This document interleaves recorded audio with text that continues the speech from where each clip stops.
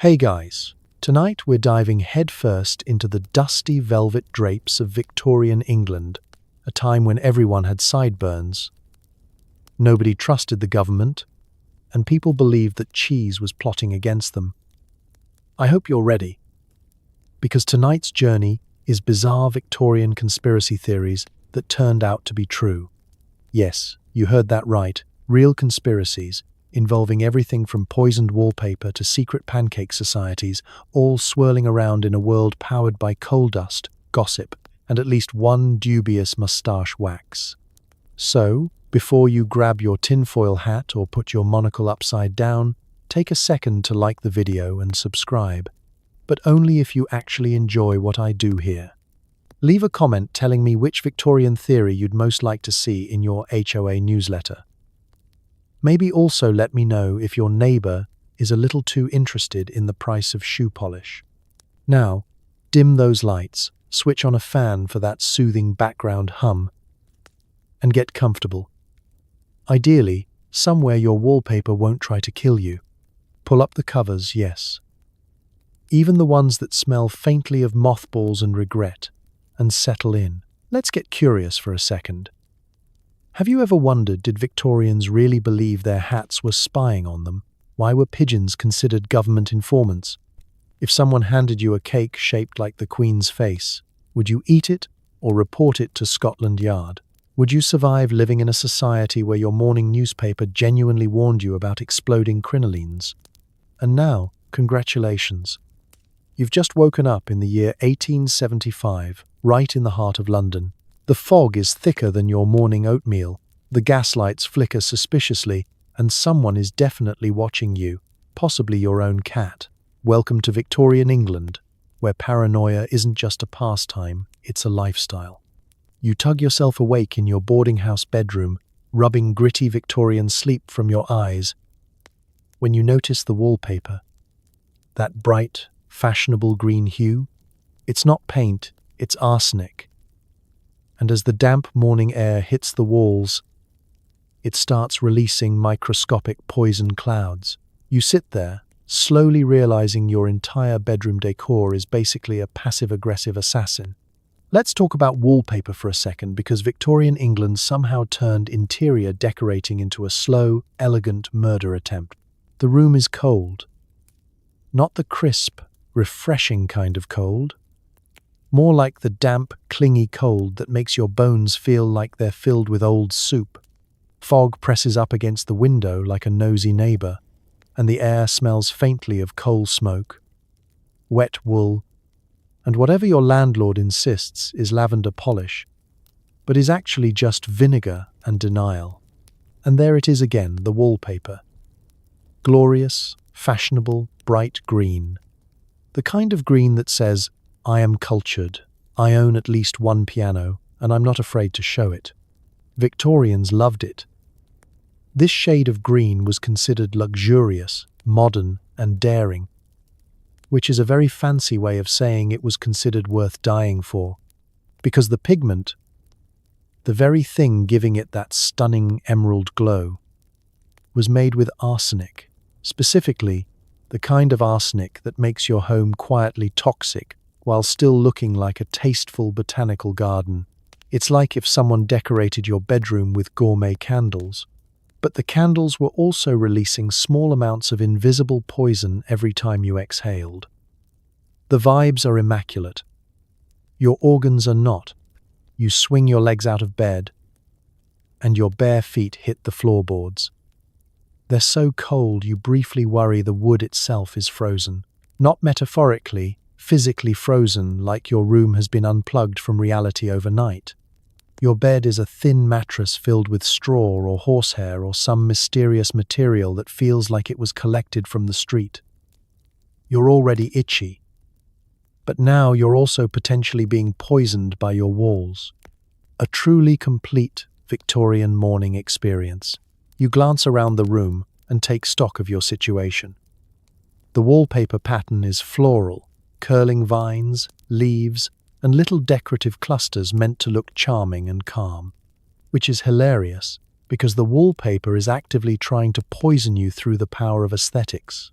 And the worst part is you can't even tell. You don't wake up and see a skull and crossbones. There's no warning label. No helpful little sticker that says, contains arsenic. May cause headaches, nausea, coughing, and sudden death. Instead, it just sits there looking gorgeous, like a deadly plant pretending to be decorative. Like if your house was secretly a snake but also had excellent taste. Now, here's the thing. Victorians weren't stupid. Well, not always. They had scientists. They had newspapers.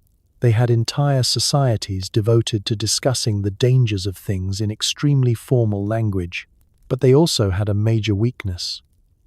They loved anything that looked expensive, and arsenic green looked incredibly expensive. So what happened was this. Wallpaper manufacturers discovered that certain arsenic-based pigments produced the brightest, richest green anyone had ever seen.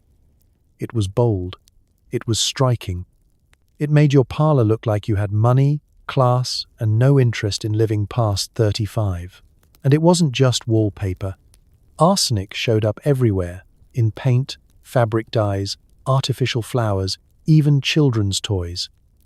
If it could be dyed green, Victorians dyed it green, and if it could be dyed green with poison, well, even better, apparently. You walk over to the wall because your body has decided today is the day you become curious instead of alive. You run your finger lightly along the wallpaper, and it comes away with a faint dust. Just a fine green powder, soft as flour, floating around like your home is seasoning you. That dust, that's the danger. Because when the wallpaper got damp, which in Victorian London is always, it could break down, releasing toxic particles and sometimes even creating poisonous gases. So if you lived in a small room with poor ventilation, which you do, and you spent your evenings sitting in that room, which you also do, you could slowly get sick, and you might never know why. You'd develop headaches, chronic fatigue, nausea, a sore throat, a cough, weird skin irritation. Your eyes might water. Your appetite might disappear. You'd feel weak and foggy. And in Victorian England, you'd assume it was normal because everyone is weak and foggy and coughing. That's just what happens when you live in a city where the air is 40% smoke and 60% regret. So you'd keep living, keep breathing, keep wallpapering, and the whole time, the walls would just sit there quietly winning. It's honestly almost impressive. The landlady downstairs would tell you to drink more tonic, maybe bleed yourself a bit, or take opium, which is somehow always the answer. If you're lucky, a doctor might suggest fresh air, which is hilarious because outside is just more poison, but delivered by industrial pollution instead of decor. Eventually, some people started connecting the dots. Scientists and journalists began writing about it, about green wallpaper and people mysteriously falling ill. There were investigations, public warnings, a growing panic, and still people kept buying it because it was pretty, so you stand there in your little room, staring at your deadly floral print. And you realize the Victorians weren't just living in a time of conspiracy theories. They were living in a time where some conspiracies were literally pasted to the walls. You take one slow step back, breathe as shallowly as possible, and decide that today maybe you'll spend more time outdoors. Not because outdoors is safer, but because at least outdoors isn't green, and that's the kind of rational decision-making you can only make in Victorian England. Tonight, you head out onto a fog-choked street, lit by flickering gas lamps that dim every time someone in the next house turns theirs on. Coincidence? Victorians said. Absolutely not. The random flickers convince half the city the government is transmitting subtle hypnotic commands through street lighting. You pull your collar up and hope you're not accidentally being told to buy more pickled onions. Let's set the scene. You stand beneath a lamppost, its glow smeared by the ever-present London fog until everything looks like it's being filmed through a piece of cheesecloth. The gaslight hisses softly overhead, a pale halo against the gloom, and every few moments it stutters and fades, just for a second, before returning to life with a sullen little pop. You glance nervously at the window across the street, where another lamp is pulsing in perfect time with your own. You try not to look hypnotized. Victorian gaslight is a marvel of technology, at least until you realize it's a marvel cobbled together from leaky pipes, matches, and wishful thinking. Every house along the block taps into the same fragile supply. So if Mrs. Puddyfoot in number 19 decides she needs a brighter parlor to find her knitting, everyone else's lights dim like a chorus line of underpaid fireflies. But in 1875, most Londoners don't blame shoddy engineering. No, they suspect something much more sinister. Government mind control, right there in your street lamp. Because the flicker isn't just a flicker, it's a message. Every time the light dims, some say, it's the authorities sending out coded instructions, maybe to behave, maybe to vote the right way, maybe to invest in railway stocks, or just to convince you that you need another cup of weak, slightly sour tea. You squint at the lamplighter as he goes about his rounds, half expecting him to give you a knowing wink. He does not. He's too busy trying to keep his own eyebrows from catching fire. You shuffle further down the pavement. Every step is muffled by the fog and the persistent damp. Your boots squelch, your breath hangs in the air, and you're hyper-aware that the gaslight above you is the only thing separating you from total darkness, and possibly your own sudden urge to buy pickled onions, just in case the lamp tells you to. It's not just the paranoid or the eccentric who worry, either. Even respectable citizens whisper about the lamps. There are stories in the papers about strange behaviors breaking out during blackouts. Neighbors singing in unison, dogs refusing to bark. Whole neighborhoods waking up at 3 a.m. with a craving for salt pork and a deep distrust of spoons. There are earnest letters to the editor asking why the gas company flickers the light every time there's a political speech on the radio, even though the radio hasn't quite been invented yet. You stop beneath another lamp, this one flickering with greater enthusiasm. For a moment, you stare into the swirling fog and wonder if the gaslight really could be sending signals. Maybe each pulse is a suggestion, a gentle nudge to put on a second scarf, or to finally pay your rent. Maybe the reason nobody in Victorian England can make up their mind about anything is that the lamps keep changing their orders. You decide to test it. You close your eyes, breathe deeply, and focus on not wanting pickled onions. The lamp flickers. Your stomach growls. Well, that's unsettling. Behind you, footsteps echo, sharp, deliberate. Another late-night wanderer, their face hidden under a hat brim. They pause under a gaslight, glance up, and immediately change direction. Maybe they too fear the subtle persuasion of municipal illumination, or maybe they just remembered they left the kettle on. By now, the street is empty except for the hissing lamps and your own increasingly suspicious thoughts.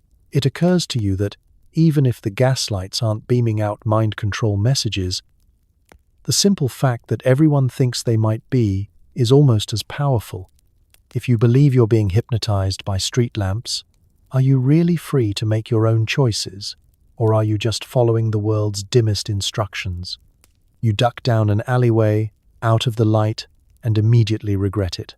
It's cold, damp, and there are probably 3 rats for every step you take.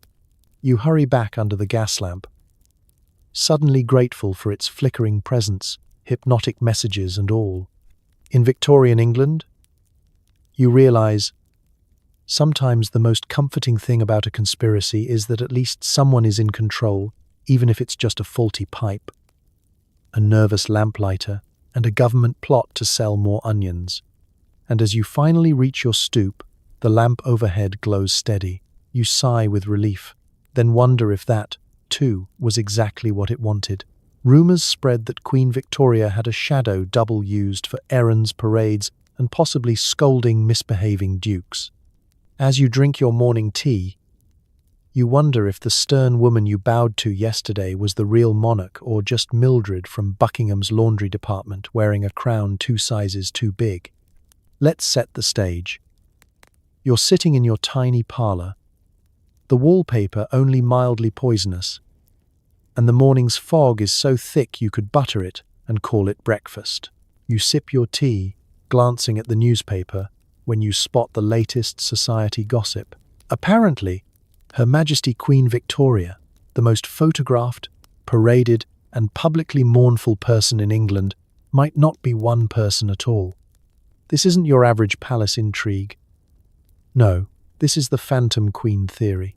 It's everywhere.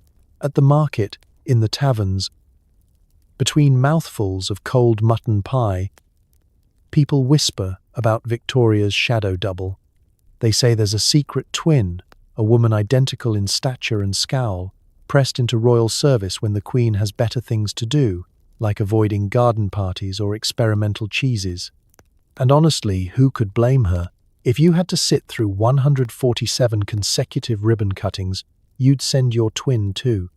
You think back to yesterday's parade. The Queen waved with her characteristic, let's call it restraint. But something was off. Was her chin a bit sharper? Did she blink twice instead of once? You can't quite remember. And that's the beauty of the theory. The Queen is everywhere, but she's also nowhere, and possibly just upstairs in slippers, reading novels while her stand-in opens Parliament. In Victorian England, conspiracy is always lurking somewhere between the crumpets and the newsprint. But this one has legs and an extra pair of sensible shoes. The theory goes like this. At any given moment, you might be in the presence of Queen Victoria, but what you're really seeing is a carefully chosen doppelganger. Sometimes it's the real deal, sometimes it's a distant cousin, sometimes it's an enterprising housemaid who looks good in black silk and can maintain an air of imperial disappointment. You imagine the royal wardrobe, crammed, with identical black gowns, bonnets, and veils. The Queen's twin, let's call her Mildred, because every good conspiracy needs a Mildred, is prepped by the palace staff.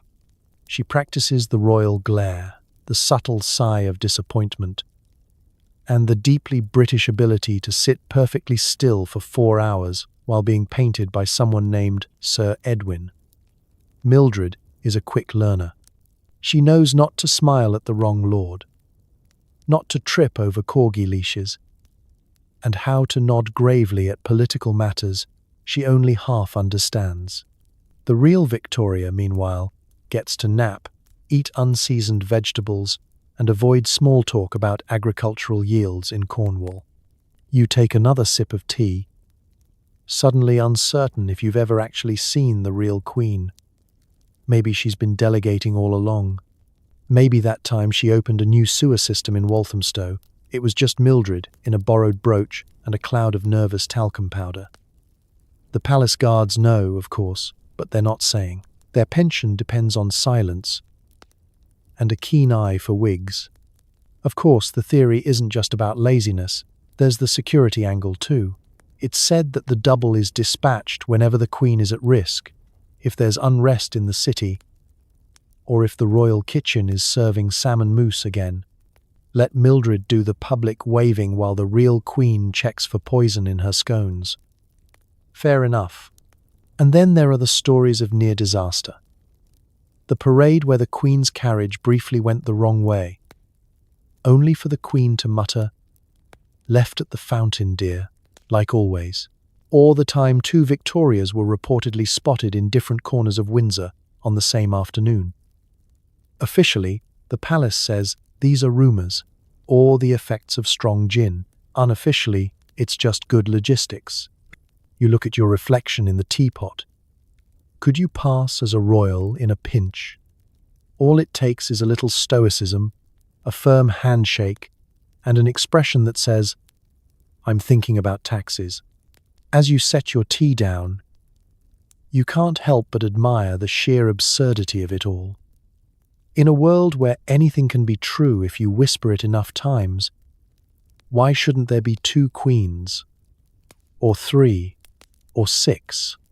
Maybe Victoria herself started the rumor just for a little peace and quiet. So the next time you see Her Majesty at a distance, look closely. If her shoes seem too big, her frown slightly off-center, or she suddenly forgets the name of her favorite corgi, you'll know. Somewhere, behind the palace curtains, the real queen is having a laugh, and Mildred is earning time and a half, plus hazard pay. Walking down Oxford Street, you watch a woman's crinoline skirt suddenly poof upward, like a startled pufferfish. Victorians whispered that skirts were secretly engineered by foreign agents to combust, flip, or detonate. You now walk with great caution, convinced your own wardrobe might have opinions about your lifespan. Welcome to the world of Victorian fashion, where simply getting dressed could be classified as an extreme sport. It's a foggy afternoon, carriages trundle past, and you've already dodged 3 suspiciously fast-moving lamplighters and a group of street urchins carrying what you hope are just pies. But the real danger is hidden in plain sight, in the frills and folds of every respectable lady's crinoline. Let's set the scene. Crinolines are all the rage, the wider the better. These are not just skirts, they are full-scale engineering projects. A delicate scaffolding of hoops and steel wires designed to make one woman take up the space of 4. A single strong breeze can transform a polite promenade into an airborne circus act. Every shop window is crowded with the latest fashion plates, and every household has at least one family anecdote involving a skirt and an unplanned adventure. You tiptoe past a dress shop window just in time to see a mannequin teeter and fall. That's nothing compared to what happens next. A young woman, pausing mid-conversation, suddenly yelps as her skirt inflates, spins, and nearly launches her into the path of an oncoming cab. The culprit? A draft of wind and a poorly timed turn. But Victorians are not content to blame the weather. Oh no. The only logical explanation is sabotage. By the late 1850s, London is awash in gossip about exploding skirts.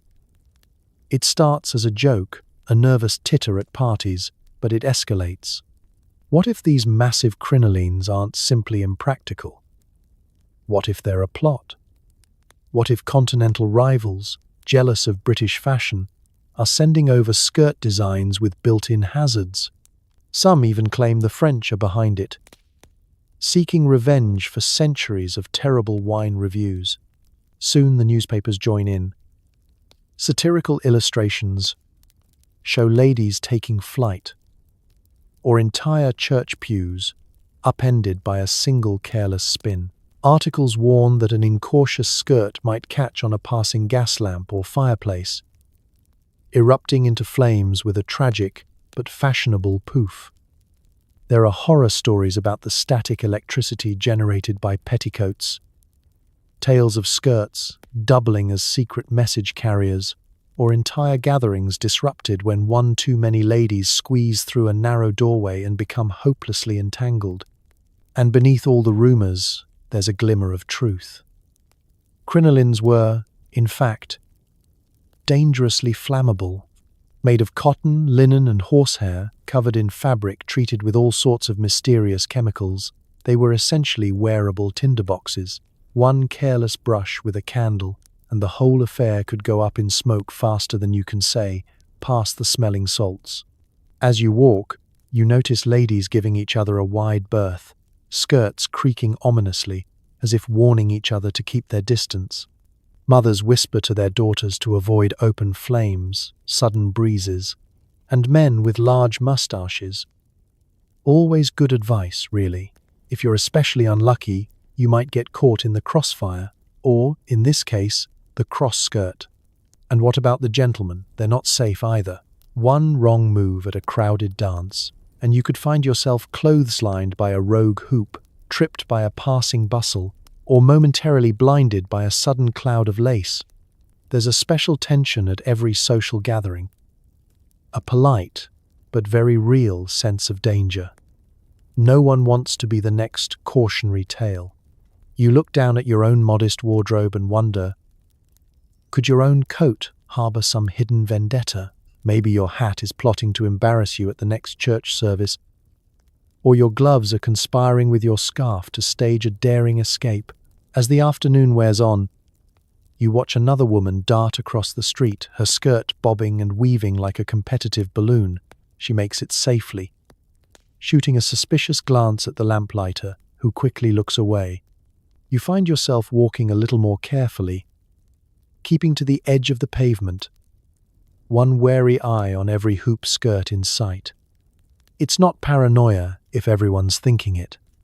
And you realize, in this peculiar world of Victorian fashion, there's only one real rule: dress to impress and prepare to duck. You toss breadcrumbs to a nearby pigeon, and it stares back with the cold professionalism of a mid-level bureaucrat. Victorians were certain these birds carried coded messages, monitored citizens, and perhaps reported directly to Parliament. You step back slowly. You're not ready to be filed. London is a city of mysteries. Fog so thick you can taste it, alleys winding off into nowhere, and rooftops absolutely infested with pigeons. To the untrained eye, they're just city birds, pecking at crumbs, doing their best to avoid the more ambitious cats. But in the 1870s, the average Londoner knew better. Pigeons were not merely birds, they were feathered agents of the Victorian surveillance state. You watch as 3 pigeons land with military precision on the wrought iron fence, each one eyeing you with unsettling focus. You swear the nearest one nods at the others, like he's taking attendance. Suddenly, feeding the birds feels less like a charming afternoon ritual and more like participating in a bureaucratic intake interview. Victorian conspiracy theorists loved 2 things: a good scandal and a handy scapegoat. When it came to the relentless march of urban development, the telegram wires, the new police forces, the spread of the postal system, people became suspicious. Information moved faster than ever before, and with it, paranoia soared on pigeon wings. It started, as most things do, with a small grain of truth. Carrier pigeons really were used for messaging, by police, by bankers, even by armies. Pigeon posts zipped across the channel and between city offices. But in the fertile Victorian imagination, this was just the tip of the conspiratorial iceberg. Suddenly, every pigeon was suspect. That plump one strutting down the street might be carrying the Daily Dispatch from Scotland Yard to the Prime Minister. The particularly round one perched outside your window is probably logging your sandwich preferences for a parliamentary subcommittee. You stop and wonder, is that why your landlady's rent demands always seem to arrive before payday? Is the pigeon in cahoots? Of course, the press fueled the flames. Newspapers ran stories about mysterious pigeon disappearances, rumors of foreign spies using birds to transmit secrets, and urban legends of massive government dovecotes hidden inside the dome of street pools. There were calls to regulate the city's pigeon population, proposals for special pigeon permits, and at least one editorial demanding background checks on all birds seen frequenting government buildings. In the parks, gossip spread like breadcrumbs. Was it true the Chancellor kept a personal flock of informants? Could the Home Office really decode the pattern of droppings on the palace gates? Some claimed that if you watched closely, you could see pigeons flying in perfect geometric formations, spelling out secret messages only the initiated could read. A V for victory, an X for scandal, an O for oat shortage. You begin to notice details you'd previously ignored. The way pigeons always seem to be in the right place at the right time. The fact that they never blink. The way they gather on rooftops at dusk, huddled in what is almost certainly a strategic planning session. You wonder if Parliament sits up late, waiting for the latest feathered dispatch, reading out the notes in a smoky, lamp-lit back room. Pigeon 42 reports increased foot traffic near the bakery, possible uprising, also more crumbs. Some take the theory even further. There are stories of a secret pigeon registry, and rumours that the Queen herself had a bird assigned to every member of the Privy Council.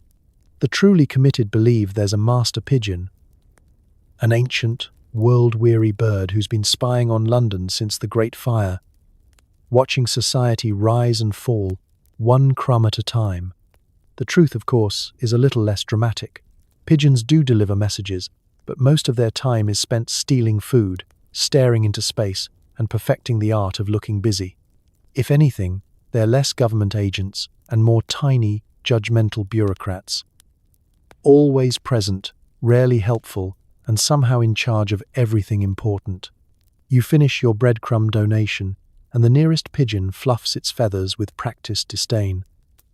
As you step away, you sense their beady eyes on your back, recording your every move in triplicate, and you realize, in Victorian London, even the pigeons are in on it. Best keep your secrets safe, and maybe invest in an umbrella.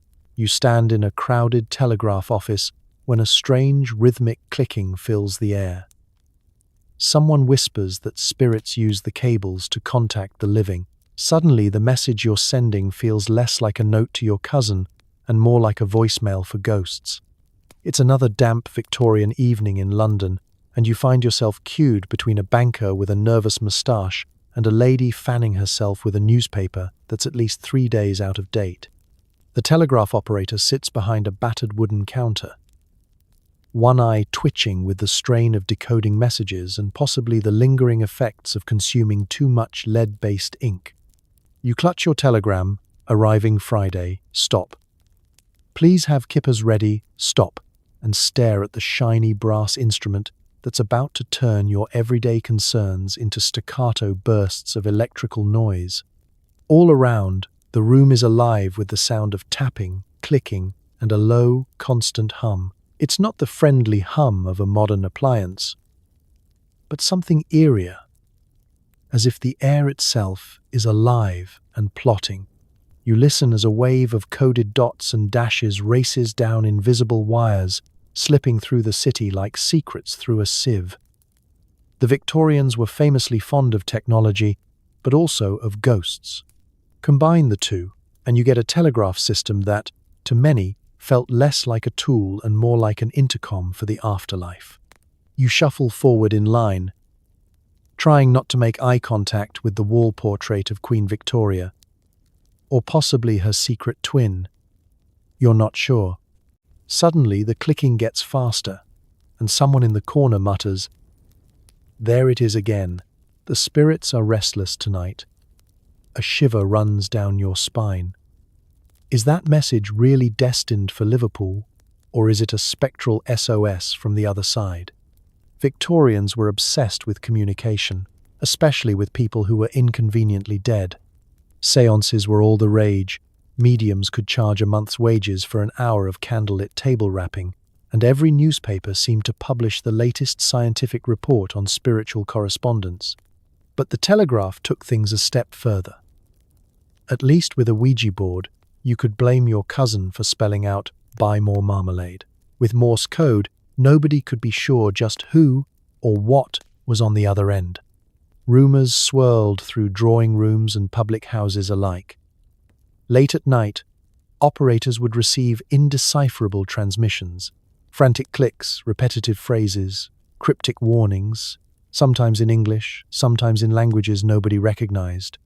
One man insisted he got a telegram from his late Aunt Beatrice, which mostly consisted of complaints about the state of the family silverware. Newspapers didn't help. Sensational headlines declared, "Mysterious messages from beyond the veil," and telegraph wires hum with haunted traffic.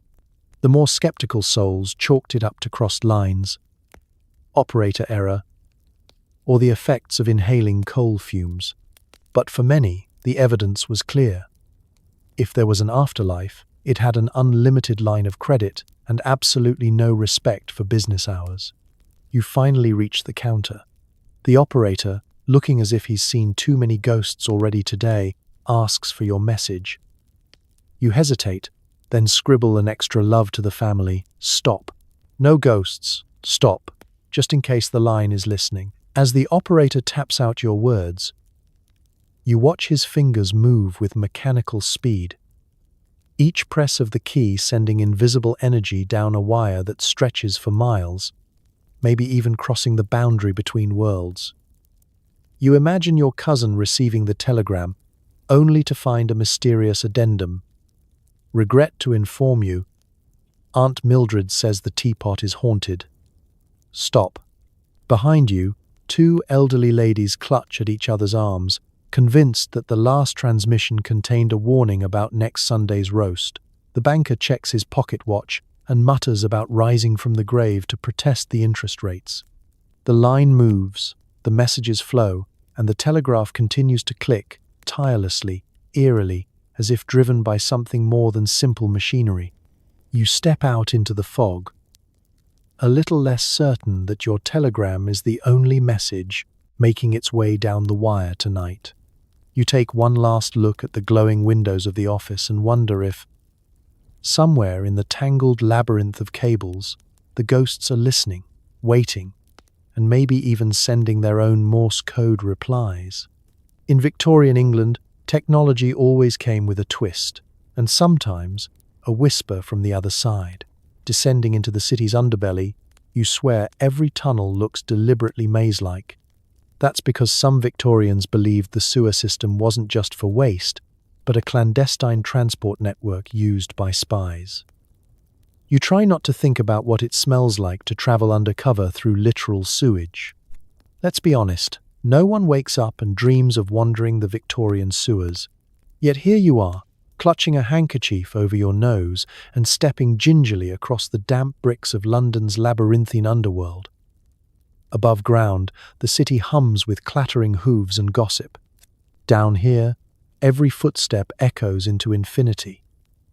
And the air is heavy with the scent of ancient secrets and less ancient, much more pungent things. It's not just the darkness, or the risk of being bowled over by a runaway rat the size of a meatloaf. It's the sheer complexity of it all. The tunnels twist and split, curve and double back, as if the city planners had a vendetta against straight lines and easy exits. Some say this is simply the result of centuries of haphazard construction. Others insist there's a reason for every zigzag and blind corner. The sewers are a network by design, a secret city beneath the city, mapped out for those with the right connections.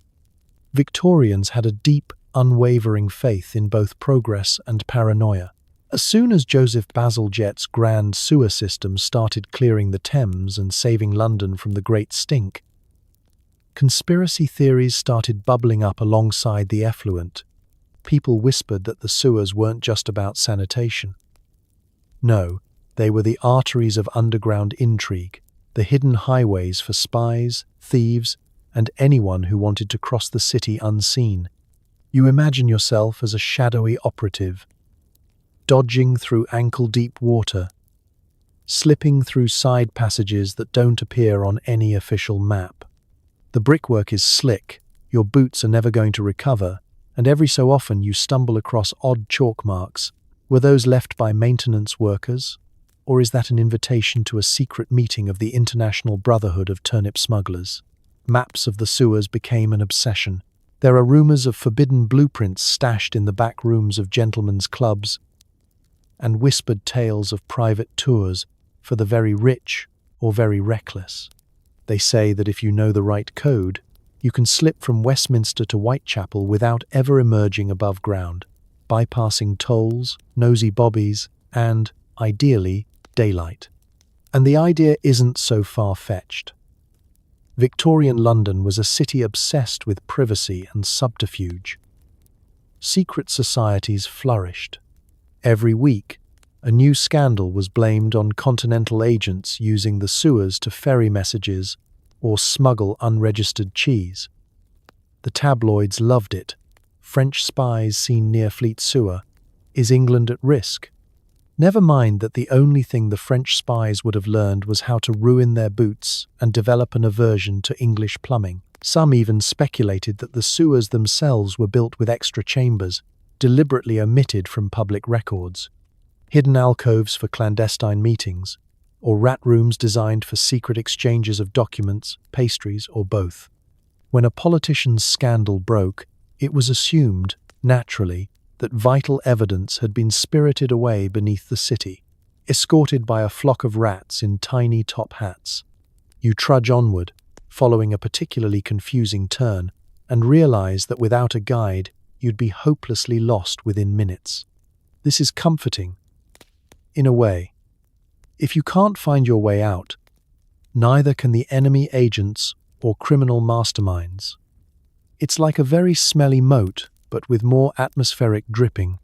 Every so often, a gust of air carries the sound of distant voices. Or is that just the pipes? You try not to imagine meeting a rival spy group in the gloom. There's etiquette for these things, probably. Exchange-coded greetings, swap bribes, and mutually agree never to mention what happened next. Eventually, you see a faint glimmer of light, an iron grate leading up to street level. You climb out, boots squelching, blinking into the daylight. The city looks normal, bustling, and blandly above board. But you know the truth now. Beneath London's tidy streets runs a maze of shadows. A world where conspiracies flow as freely as the Thames, and where every twist and turn hides another secret, waiting patiently for the next traveller brave or foolish enough to descend, and possibly a rat with excellent manners. At the morning market, you overhear rumours that certain bakeries act as secret meeting places where coded syrup patterns reveal political messages. Suddenly your breakfast feels treasonous. It's just after dawn and you're standing in a queue that smells like warm bread, wood smoke, and the ever-present tang of city life. Your stomach is rumbling. All you want is a hot roll and maybe a scone if you're feeling extravagant. But the closer you get to the bakery counter, the more you notice that the regulars aren't just here for the carbs. There's a hushed energy, a careful arrangement of elbows and glances, and an unusual amount of attention being paid to the display of pancakes behind the glass. You're not imagining things. Victorian London is a city of societies within societies, and rumours spread faster than a scandal at a vicar's picnic. Today's whisper: some bakers are more than just masters of flour and yeast. They're key players in a secretive pancake brotherhood, passing messages beneath a layer of sugar and lemon, communicating in a code known only to the initiated, and, perhaps, to that one nosy pigeon perched on the sign outside. You edge forward, trying to appear casual as the baker slides a fresh pancake onto a plate. He swirls syrup over the top in a looping pattern that might just be decorative. Or, if you believe the rumours, it could mean meet behind street Dunstans at midnight, or beware the man with the red cravat. Is that drizzle of blackberry jam a warning, or just the baker's artistic flourish? You hesitate before your first bite, suddenly aware that breakfast might be a gateway to sedition. The city is alive with suspicion. There are tales of rival societies, the scone loyalists, the muffin men, each with their own coded recipes and allegiances. But the Pancake Brotherhood, legend has it, is the most mysterious. Founded during the Great Flour Shortage of 1837, its members supposedly meet under the guise of recipe swaps and baking lessons. Their true purpose: to influence local elections, organize protests, and ensure the annual Shrove Tuesday pancake race is won by the right person. You take a seat at a wobbly table near the window. All around, customers eye their breakfast with the intensity of chess masters. An elderly woman breaks her crumpet in half, checks the pattern of steam, and nods discreetly to a man in a tweed waistcoat. Two children tap their spoons in a rhythm that you're almost certain is a code. Across the room, the baker wipes down the counter with one hand while subtly rearranging a plate of biscuits with the other, a maneuver that may or may not signal that the coast is clear. You pick up your own pancake and inspect it closely. The syrup zigzags left, then right, then forms what could be the letter Q. Is it a warning, a secret handshake, or just that your baker has a shaky wrist? Suddenly you realize that, in this city, it's not paranoia if everyone else is doing it too. Out in the street, the bell from the clock tower tolls the hour, and a pair of constables walk by, noses in the air, as if they too are searching for coded carbohydrates. You hide your breakfast behind your hat and hope you're not about to be arrested for high treason by way of dessert.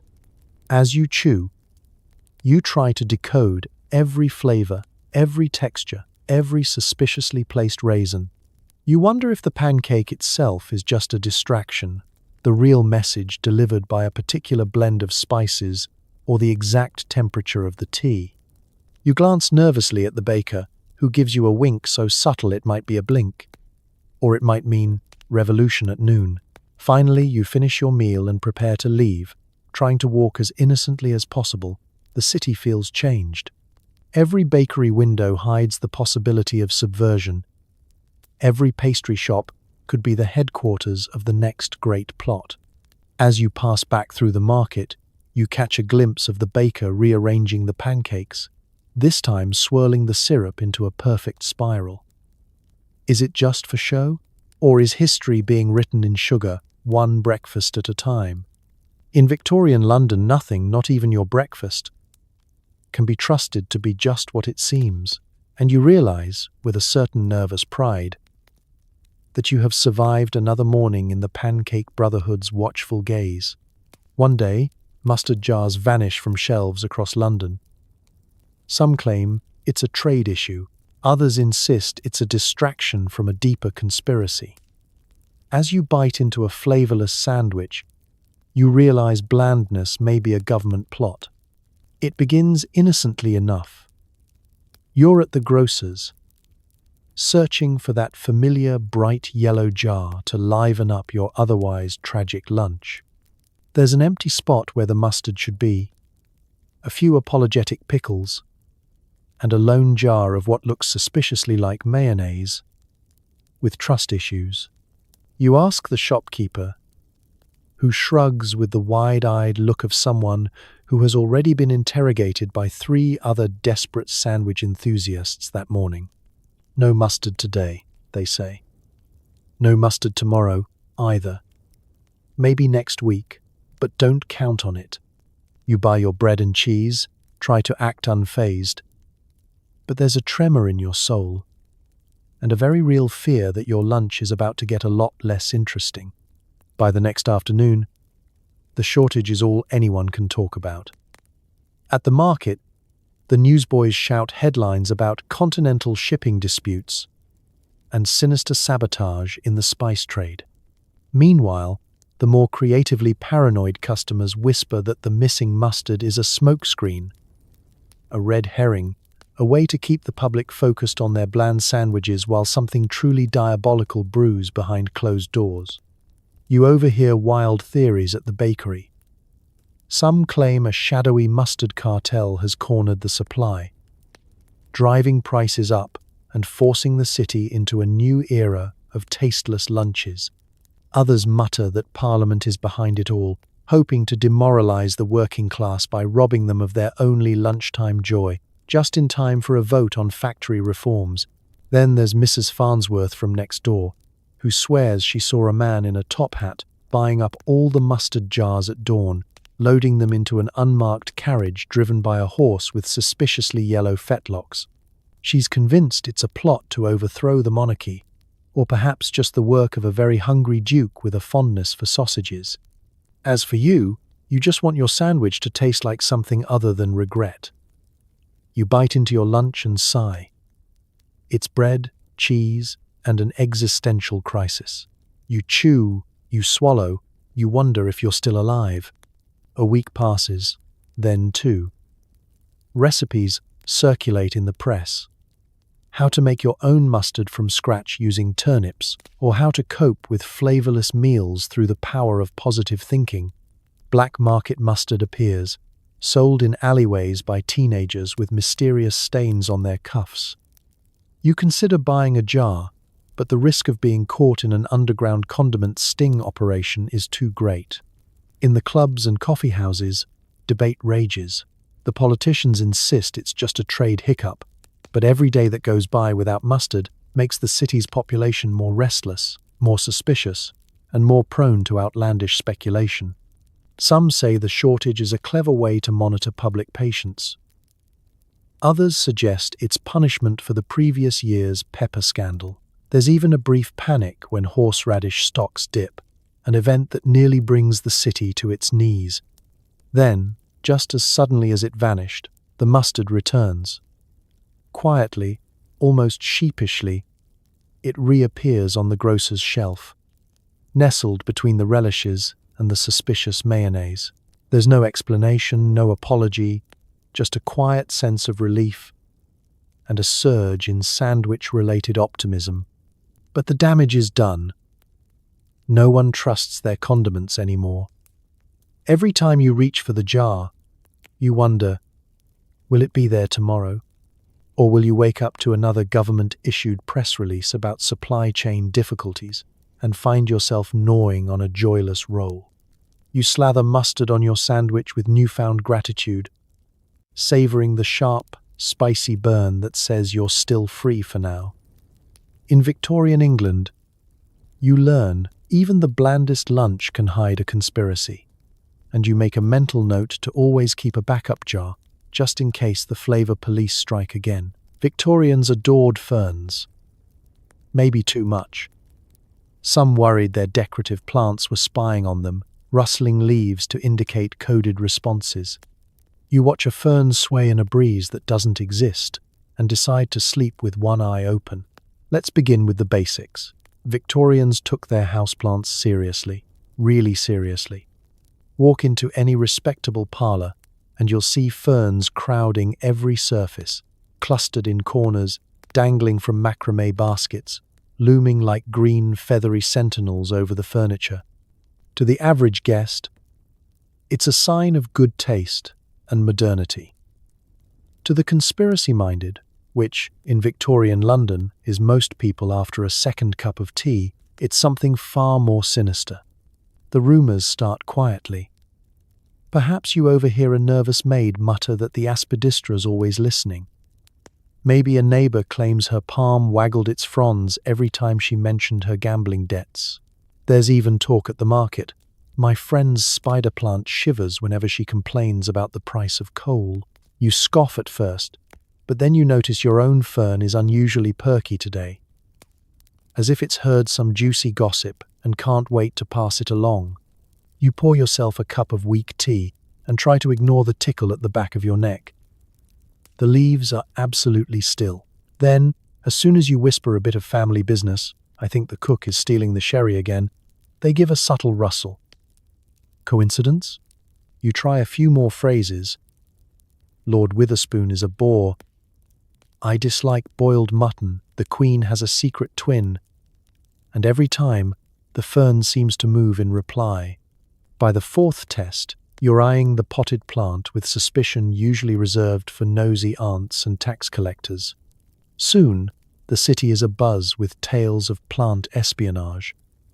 Some claim houseplants are a government plot, a network of living microphones soaking up secrets from the drawing rooms of the powerful. Others insist rival families use plants as informants, passing along tidbits through an elaborate system of flower arrangements. Have you heard? One gossipy dowager whispers at a garden party, Lady Pendlebury keeps her ficus right next to the parlour door, and everyone knows she's been leaking recipes to the French. The evidence piles up. Mr. Finchley across the way swears his maidenhair fern perked up the day he finally paid off his debts. Mrs. Grindle's Boston fern, meanwhile, seems to wilt every time her son loses at cards. In the clubs, nervous gentlemen test each other by telling outrageous lies in rooms thick with ivy. then waiting to see if word gets out. In the heart of the paranoia sits the humble Victorian fern. Lush, fronded, impossible to kill, and allegedly a better gossip than any household staff. Some take precautions, moving their plants from room to room to avoid bugging important conversations. A few go so far as to water only after interrogating the soil. If you know anything, blink twice. There are even stories of plants being banished to the garden for listening in on marital disputes. Of course, there's a practical side to all this. Ferns really do move when humidity changes, or when a draft sneaks through an ill-fitted sash window. But try telling that to a crowd after the fourth gin punch.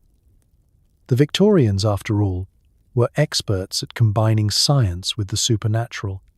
If a fern's leaves twitched at just the right moment, who's to say it wasn't passing on the secret of Mrs. Ellsworth's terrible sponge cake?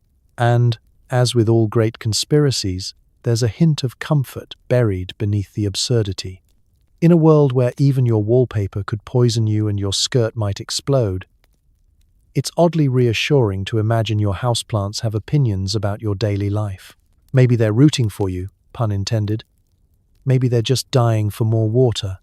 So tonight, as you snuggle down beneath your musty Victorian quilt, you cast a wary glance at the shadows in the corner. The fern stands tall and silent, leaves gently arching in the dark. Was that a breeze, or just a leafy sigh of disapproval? You pull the covers a little higher. If the ferns are listening, at least they're too polite to spread rumours outside the house. And in Victorian England, that's as much peace of mind as anyone gets. A boy sprints past, delivering telegrams unnaturally fast. Some Londoners whisper that these messengers aren't entirely human, part machine, part orphan. You watch his oddly rhythmic stride and wonder if someone really cranked him like a toy. It's late afternoon, and the city is humming with the clatter of hooves, the shriek of train whistles, and the ceaseless tapping of telegraph keys. You stand at the edge of a busy intersection, dodging the occasional puddle and whatever's floating in it, when you see him again.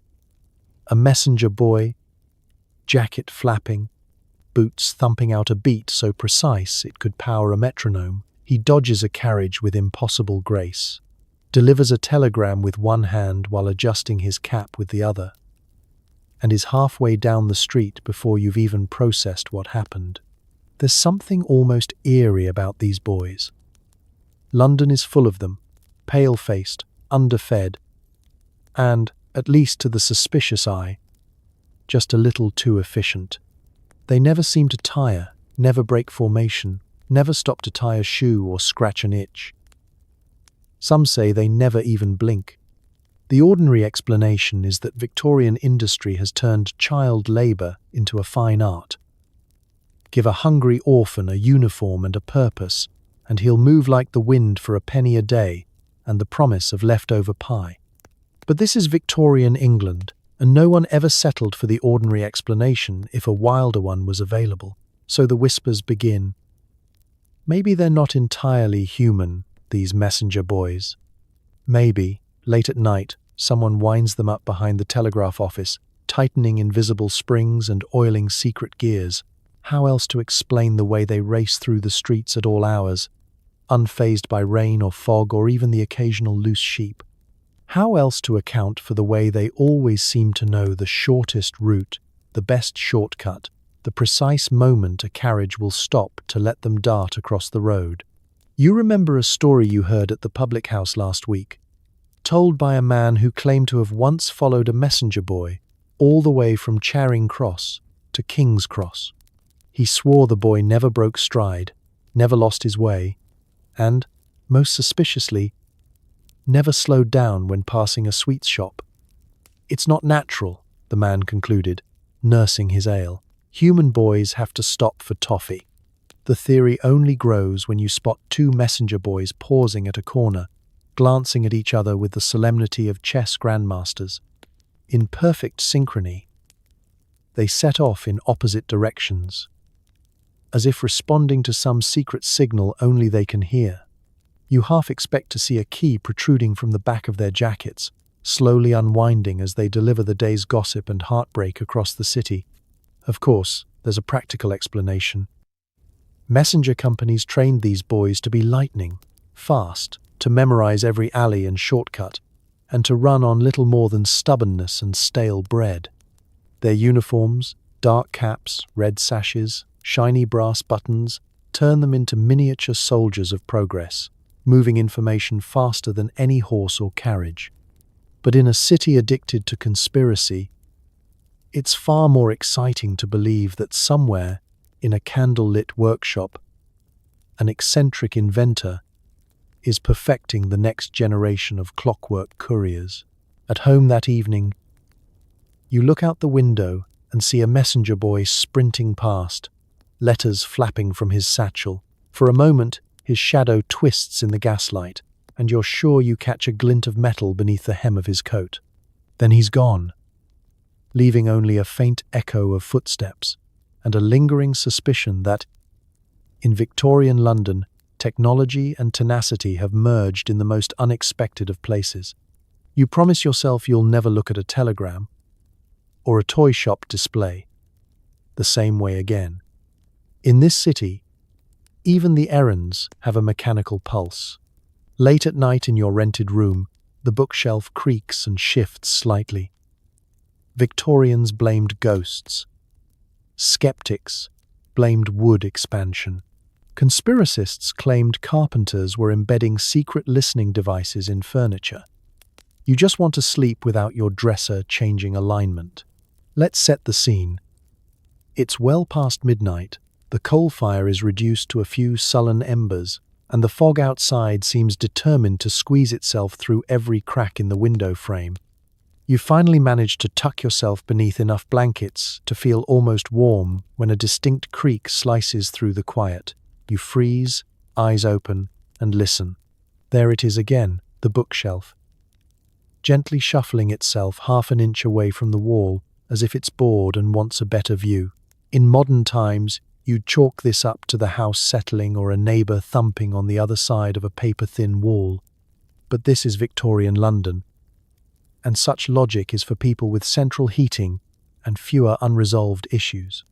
Here, every unexplained movement is a potential ghost, a conspiracy, or, if you're especially unlucky, a message from the government. The Victorians were enthusiastic about two things: new technology and supernatural explanations for literally everything. Ghost stories filled the papers. Séances were held in the best parlours. If a sofa creaked unexpectedly, it was immediately suspected to be haunted, usually by a distant aunt with unfinished embroidery. Still, there's always a doubter or two. The skeptics claim that what you're hearing is simply the wood adjusting to the room's humidity. Mahogany, they say knowingly, expands and contracts with every sigh of the weather.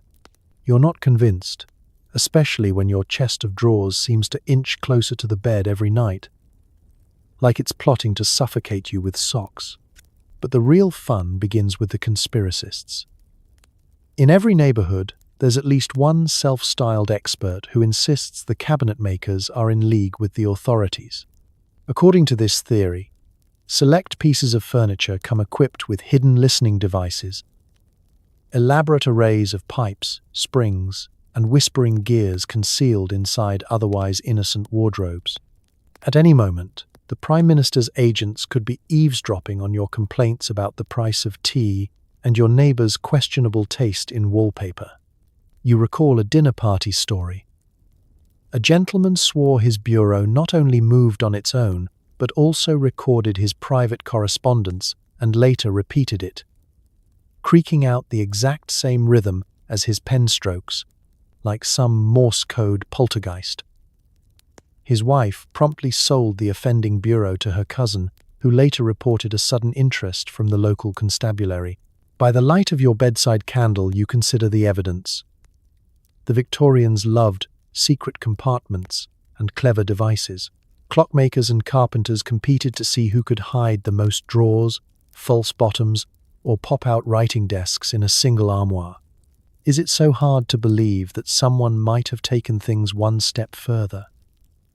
Your own wardrobe has at least 3 drawers that open only with the right sequence of frustrated muttering. You try to ignore the sensation that the chair in the corner is a little closer than it was when you first lay down. Maybe it's just your imagination, or maybe it's slowly shuffling forward, eager to hear the latest chapter of your rather dull diary. Sleep does not come easily. Each groan of wood, each little scrape against the floorboards becomes a midnight symphony of anxiety. The Victorians coped with lavender sachets, prayer, and, failing those, a brisk letter to the local ghost club. You, less optimistic, just bury yourself further under the covers, hoping the night passes without your bedside table taking up permanent residence on your chest. Morning arrives with pale sunlight filtering through lace curtains. The bookshelf stands a few inches away from where you remember. The dresser is ever so slightly off-kilter. Maybe it's the wood. Maybe it's a poltergeist. Or maybe, in a city obsessed with secrets, even the furniture has something to say. Either way, you make a note to never trust a rocking chair. In Victorian London, everything moves if you watch long enough. Your baker hands you a suspiciously oval loaf with a deep slash across the top. Was that a decorative touch? Or is your bread telling someone that you're available for political sedition at 4 p.m.? You cradle the loaf nervously. Let's talk about bread for a moment. Not the sweet, soft, modern kind that arrives pre-sliced, pre-bagged, and emotionally available. This is Victorian bread, dense, hearty, and capable of breaking a tooth if you chew too boldly. It's the kind of loaf that doesn't just feed you, it judges you. It's bread with opinions, bread that survived harder times than you ever will. And today, apparently, it's also bread with secrets. You stand at the bakery counter, surrounded by the comforting smell of flour and heat and burnt sugar. The air is warm in here, and the baker's apron is dusted with white powder like he's been wrestling a ghost. He passes you the loaf with both hands, as if handing over something sacred or incriminating. You glance down. The slash across the top is deep, dramatic, almost theatrical. It's not just a simple scoring mark to help the bread expand properly in the oven.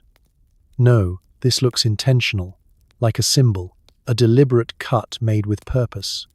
A message, a warning, a summons.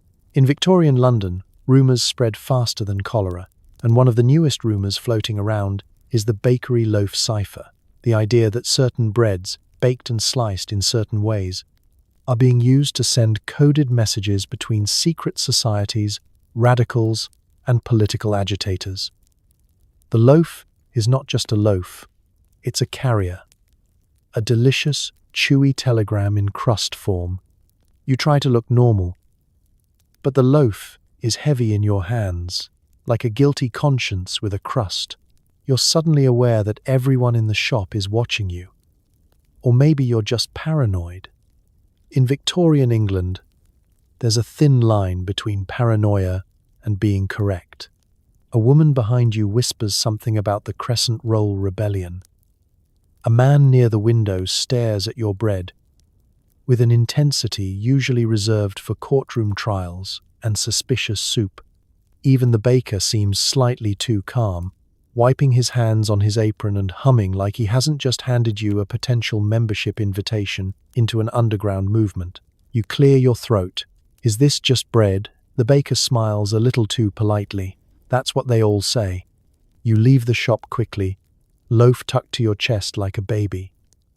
Outside, the street is cold and damp, the fog curling around your ankles like it wants to trip you. You walk fast, passing lampposts and horse carts and men in top hats who look like they've never smiled in their entire lives. Every few steps you glance down at the loaf again, trying to decode its meaning. The slash is diagonal. Does that mean safe? Or does it mean you're being watched? Some say a straight slash means meet at the pub. A cross means danger. A spiral means we have infiltrated the fishmongers. And a loaf with no slash at all? That's supposedly the worst sign of all. That means betrayal. Or gluten intolerance. Hard to say. Now, rationally, you know bakers/bread for perfectly normal reasons. It helps release steam. It prevents the loaf from bursting randomly like an overconfident Victorian skirt. It controls how the crust splits. It's practical. But you also know Victorians are the kind of people who believe a fern can spy on you. A pigeon can report your sins to Parliament. And a telegraph wire can deliver messages from your dead aunt. So you can't rule out the possibility that your bread is also a coded communique. You stop at a corner and pretend to inspect a street poster while keeping one eye on your surroundings. A man pauses nearby. He looks down at your loaf. You see his eyebrows lift slightly. That's either judgment or recognition. He adjusts his gloves. He walks away. You exhale slowly. Good. He didn't arrest you or recruit you. You get home and place the loaf on the table like you're laying down a weapon. It sits there silently, innocent looking. But you know better now.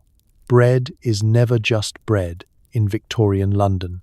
It's politics, it's survival, it's a social signal. It's a brick-shaped reminder that everything has meaning if you stare at it long enough. You consider cutting into it, but then pause. What if slicing it changes the message? What if you ruin the code? What if, by eating the loaf, you accidentally consume evidence and become complicit in a carb-based revolution? You decide to take a cautious bite anyway, because despite all the paranoia, you are still human and also still hungry. The bread is chewy, slightly sour, and strong enough to hold up an entire moral dilemma. You chew thoughtfully, staring at the slash, half expecting it to rearrange itself while you're not looking. And as you sit there, nibbling your suspicious loaf, you realize something comforting. Even if the bread is a cipher, at least it's the tastiest conspiracy you've encountered so far. And if you do end up involved in sedition at 4 p.m., well, you'll have something sturdy to snack on while you wait. Everyone in London carries umbrellas, but some believe umbrella handles contain hidden keys for secret society meetings. You grip yours tightly, suddenly afraid it might open a door you can't close. Let's set the scene. You step out into a typical Victorian afternoon, which is to say, it's raining sideways, and the sky looks like it was painted by someone who ran out of blue and just kept mixing in more soot. Streets glisten with puddles, carriages splash past, and a parade of top hats bobs along the pavement under a monochrome canopy of umbrellas. Not just any umbrellas, nearly identical, dignified, and sturdy enough to survive a minor duel. But as you hurry toward your destination, your mind wanders back to the whispers you heard in the coffee house that morning. "It's all in the handles," someone had said, voice low and conspiratorial, eyes darting toward the row of dripping umbrellas by the door. Secret keys for secret meetings. Only the initiated know which door, which lock, which code. You glance down at your own umbrella. Black, polished, with an ornate handle carved into the shape of a lion. Is it a coincidence or a subtle marker? You remember the old rumor. If you twist the handle just so and rap it against a certain brick in a certain alley, a hidden door will open and you'll be ushered into a clandestine meeting of the city's most mysterious society. All around you, other pedestrians seem to clutch their umbrellas with the same tight grip, glancing suspiciously at every other brolly bearer. In Victorian London, where social clubs and private societies proliferate like mushrooms after rain, it's not entirely unthinkable that umbrellas have joined the conspiracy game. After all, everyone needs one. They're the perfect disguise. Practical, elegant, and most importantly, everywhere. You pass a well-dressed gentleman pausing under a street lamp, umbrella spinning idly between his fingers. Is he nervous, or is that a signal? A lady in an extravagant bonnet taps her umbrella 3 times on the cobbles as she crosses the street. Morse code? Or just impatience? A pair of boys leap a puddle in unison, both brandishing umbrellas tipped in silver. For a brief, surreal moment, you're convinced you're surrounded by operatives, each waiting for the secret handshake or password. Possibly inclement weather. You duck into a shop doorway to adjust your grip. Victorian umbrella handles come in every shape imaginable. Hawks, serpents, dragons, chess pieces, the Queen's profile. Each design could be a symbol, a membership badge, a key to a society meeting in the back room of some tobacco-stained gin palace. You wonder, have you ever been invited to a gathering by someone who winked just a little too broadly and said, "Bring your own umbrella"? Did you miss a chance at glory? Or did you narrowly escape being conscripted into the society of surreptitious showers? There are stories, of course. The city is full of them. The politician who vanished after leaving his umbrella behind at the Reform Club, the famous poet whose umbrella was stolen and, according to legend, used to blackmail half of Parliament, the carpenter who carved a tiny key into every handle, claiming each one opened a different lock somewhere in the city. There are even whispers that the Queen herself has a collection of umbrella handles with benefits, each one a literal key to secret government archives. Vaults of forbidden tea blends, or perhaps the royal supply of biscuits. You clutch your umbrella a little tighter and decide not to tap it on any suspicious-looking bricks today. As you pass an alleyway, you spot a gathering of men in dark coats, all holding their umbrellas in the exact same way. They glance at you, then at your lion-headed handle. For a moment it seems like an invitation. Or a warning.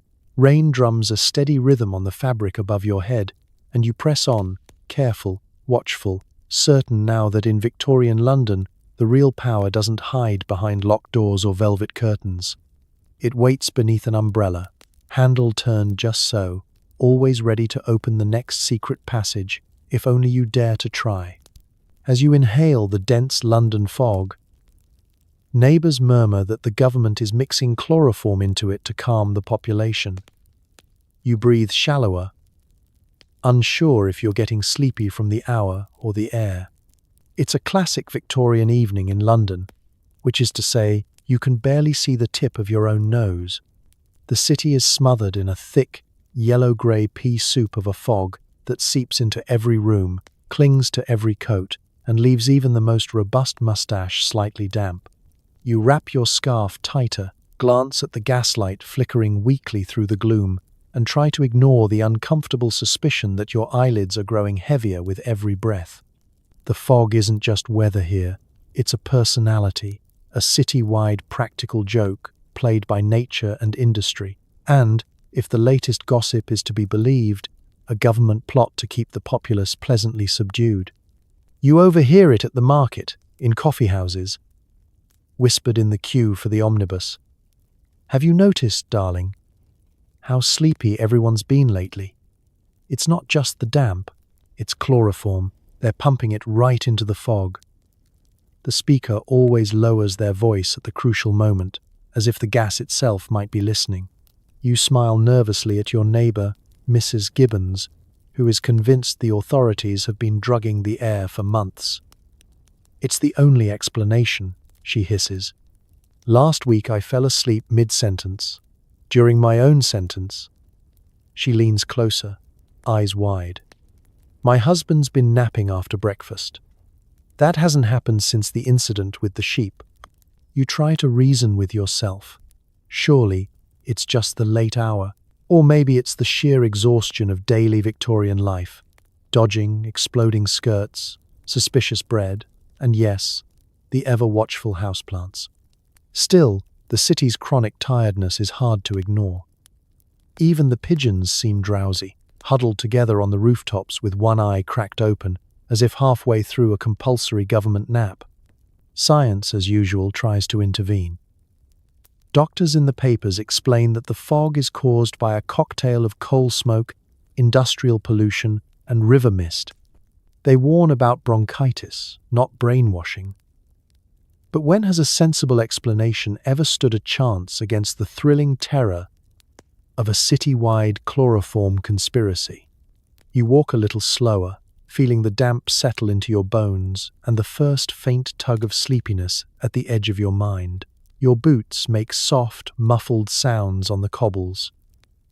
Nearly lost in the heavy silence, around you, other figures drift through the fog, each one pale and a little dazed, as if caught in some gentle, collective trance. Every cough, every yawn, every shiver in the fog is fuel for the rumor mill. A butcher's boy claims he nodded off in the middle of stacking sausages. The vicar admits he briefly lost track of his own sermon, only to find the congregation already snoring. At the public house, even the most seasoned drinkers seem subdued. Their conversation slowed to a lazy murmur.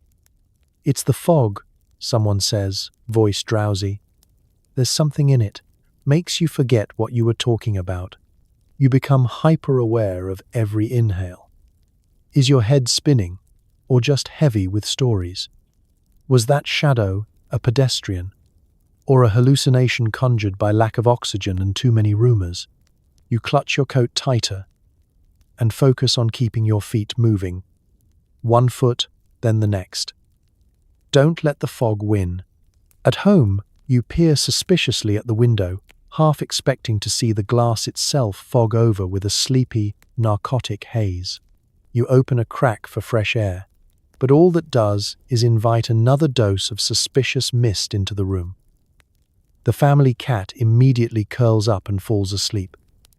You close the window. Better safe than involuntarily napping with your mouth open. In the end, whether it's science or a secret government plot, the fog is always in control. You tuck yourself into bed, not quite sure if you're surrendering to chloroform or just exhaustion. Either way, in Victorian London, sometimes the most comforting answer is also the strangest one, and as you drift off you wonder, if the fog is laced with chloroform, is it really so bad? At least you'll sleep through your next existential crisis.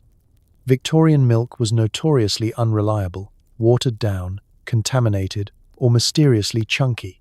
When entire neighborhoods fell ill, people blamed the milkmen, convinced they were agents of food sabotage.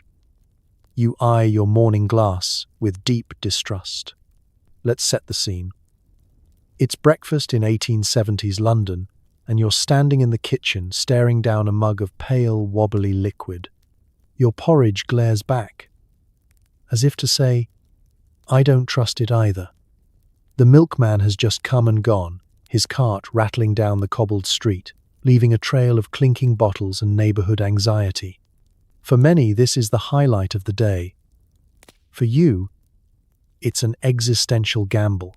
Milk in the Victorian era was, at best, a gamble, and, at worst, an exercise in self-harm. The city's supply chain was a wild west of loose standards, optimistic dilution, and, occasionally, outright sabotage. Watered-down milk was the least of your worries. Some milkmen bulked up their product with chalk, flour, or, in the truly daring cases, a pinch of plaster of Paris. Why? Because profit margins wait for no one. And what's a little calcium among friends? When outbreaks of illness swept through the city, suspicion landed squarely on the humble milkman.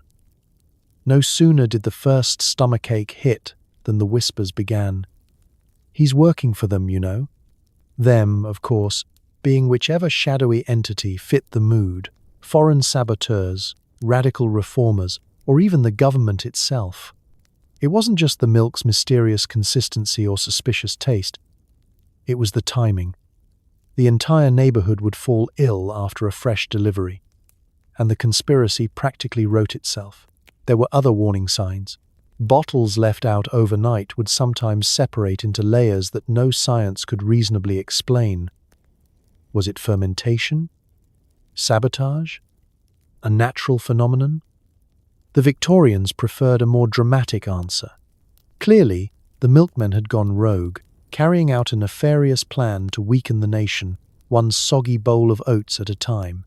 You remember reading about the infamous blue milk scandal. A rogue dairyman, in an attempt to disguise his rapidly spoiling stock, dyed the milk a cheerful pastel blue. He claimed it was specially fortified for children. It did, in fact, fortify children, mostly with an urgent need to stay within running distance of a chamber pot. No one trusted the milk after that. And parents began conducting impromptu science experiments at breakfast, dropping a spoonful of milk into tea to see if it curdled or simply recoiled in horror.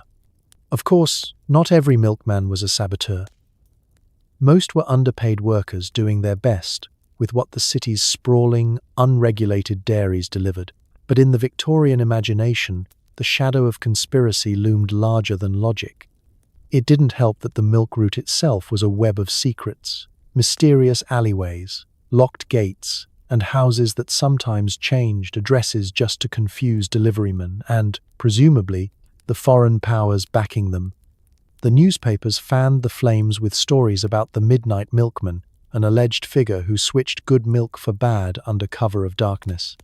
Editorials warned mothers to boil all milk before serving it to children. Or, better yet, to keep a goat in the backyard for fresh and local supply. Goats, after all, were notoriously hard to bribe. So here you are, staring at your glass, wondering whether to risk it.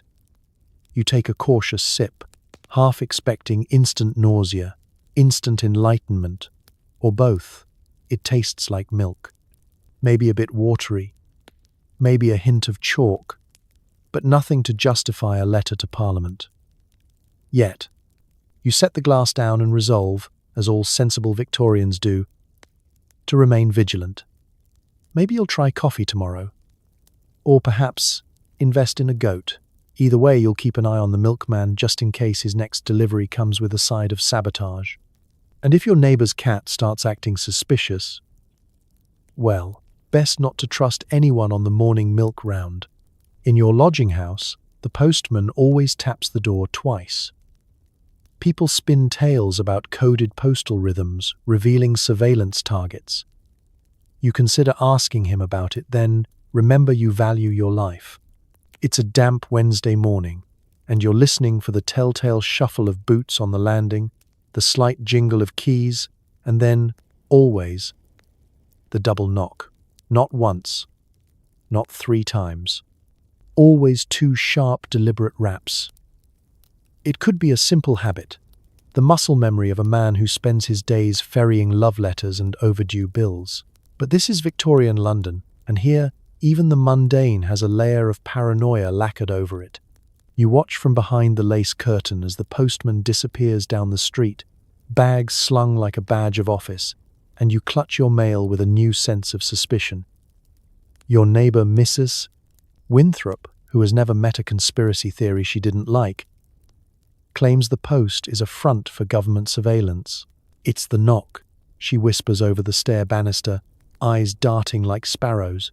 2 knocks means you're being watched. The city's rumour mill works overtime. Some say the pattern is a code. 2 knocks for a person of interest, 3 knocks for a routine delivery, 4 knocks, and you're already doomed.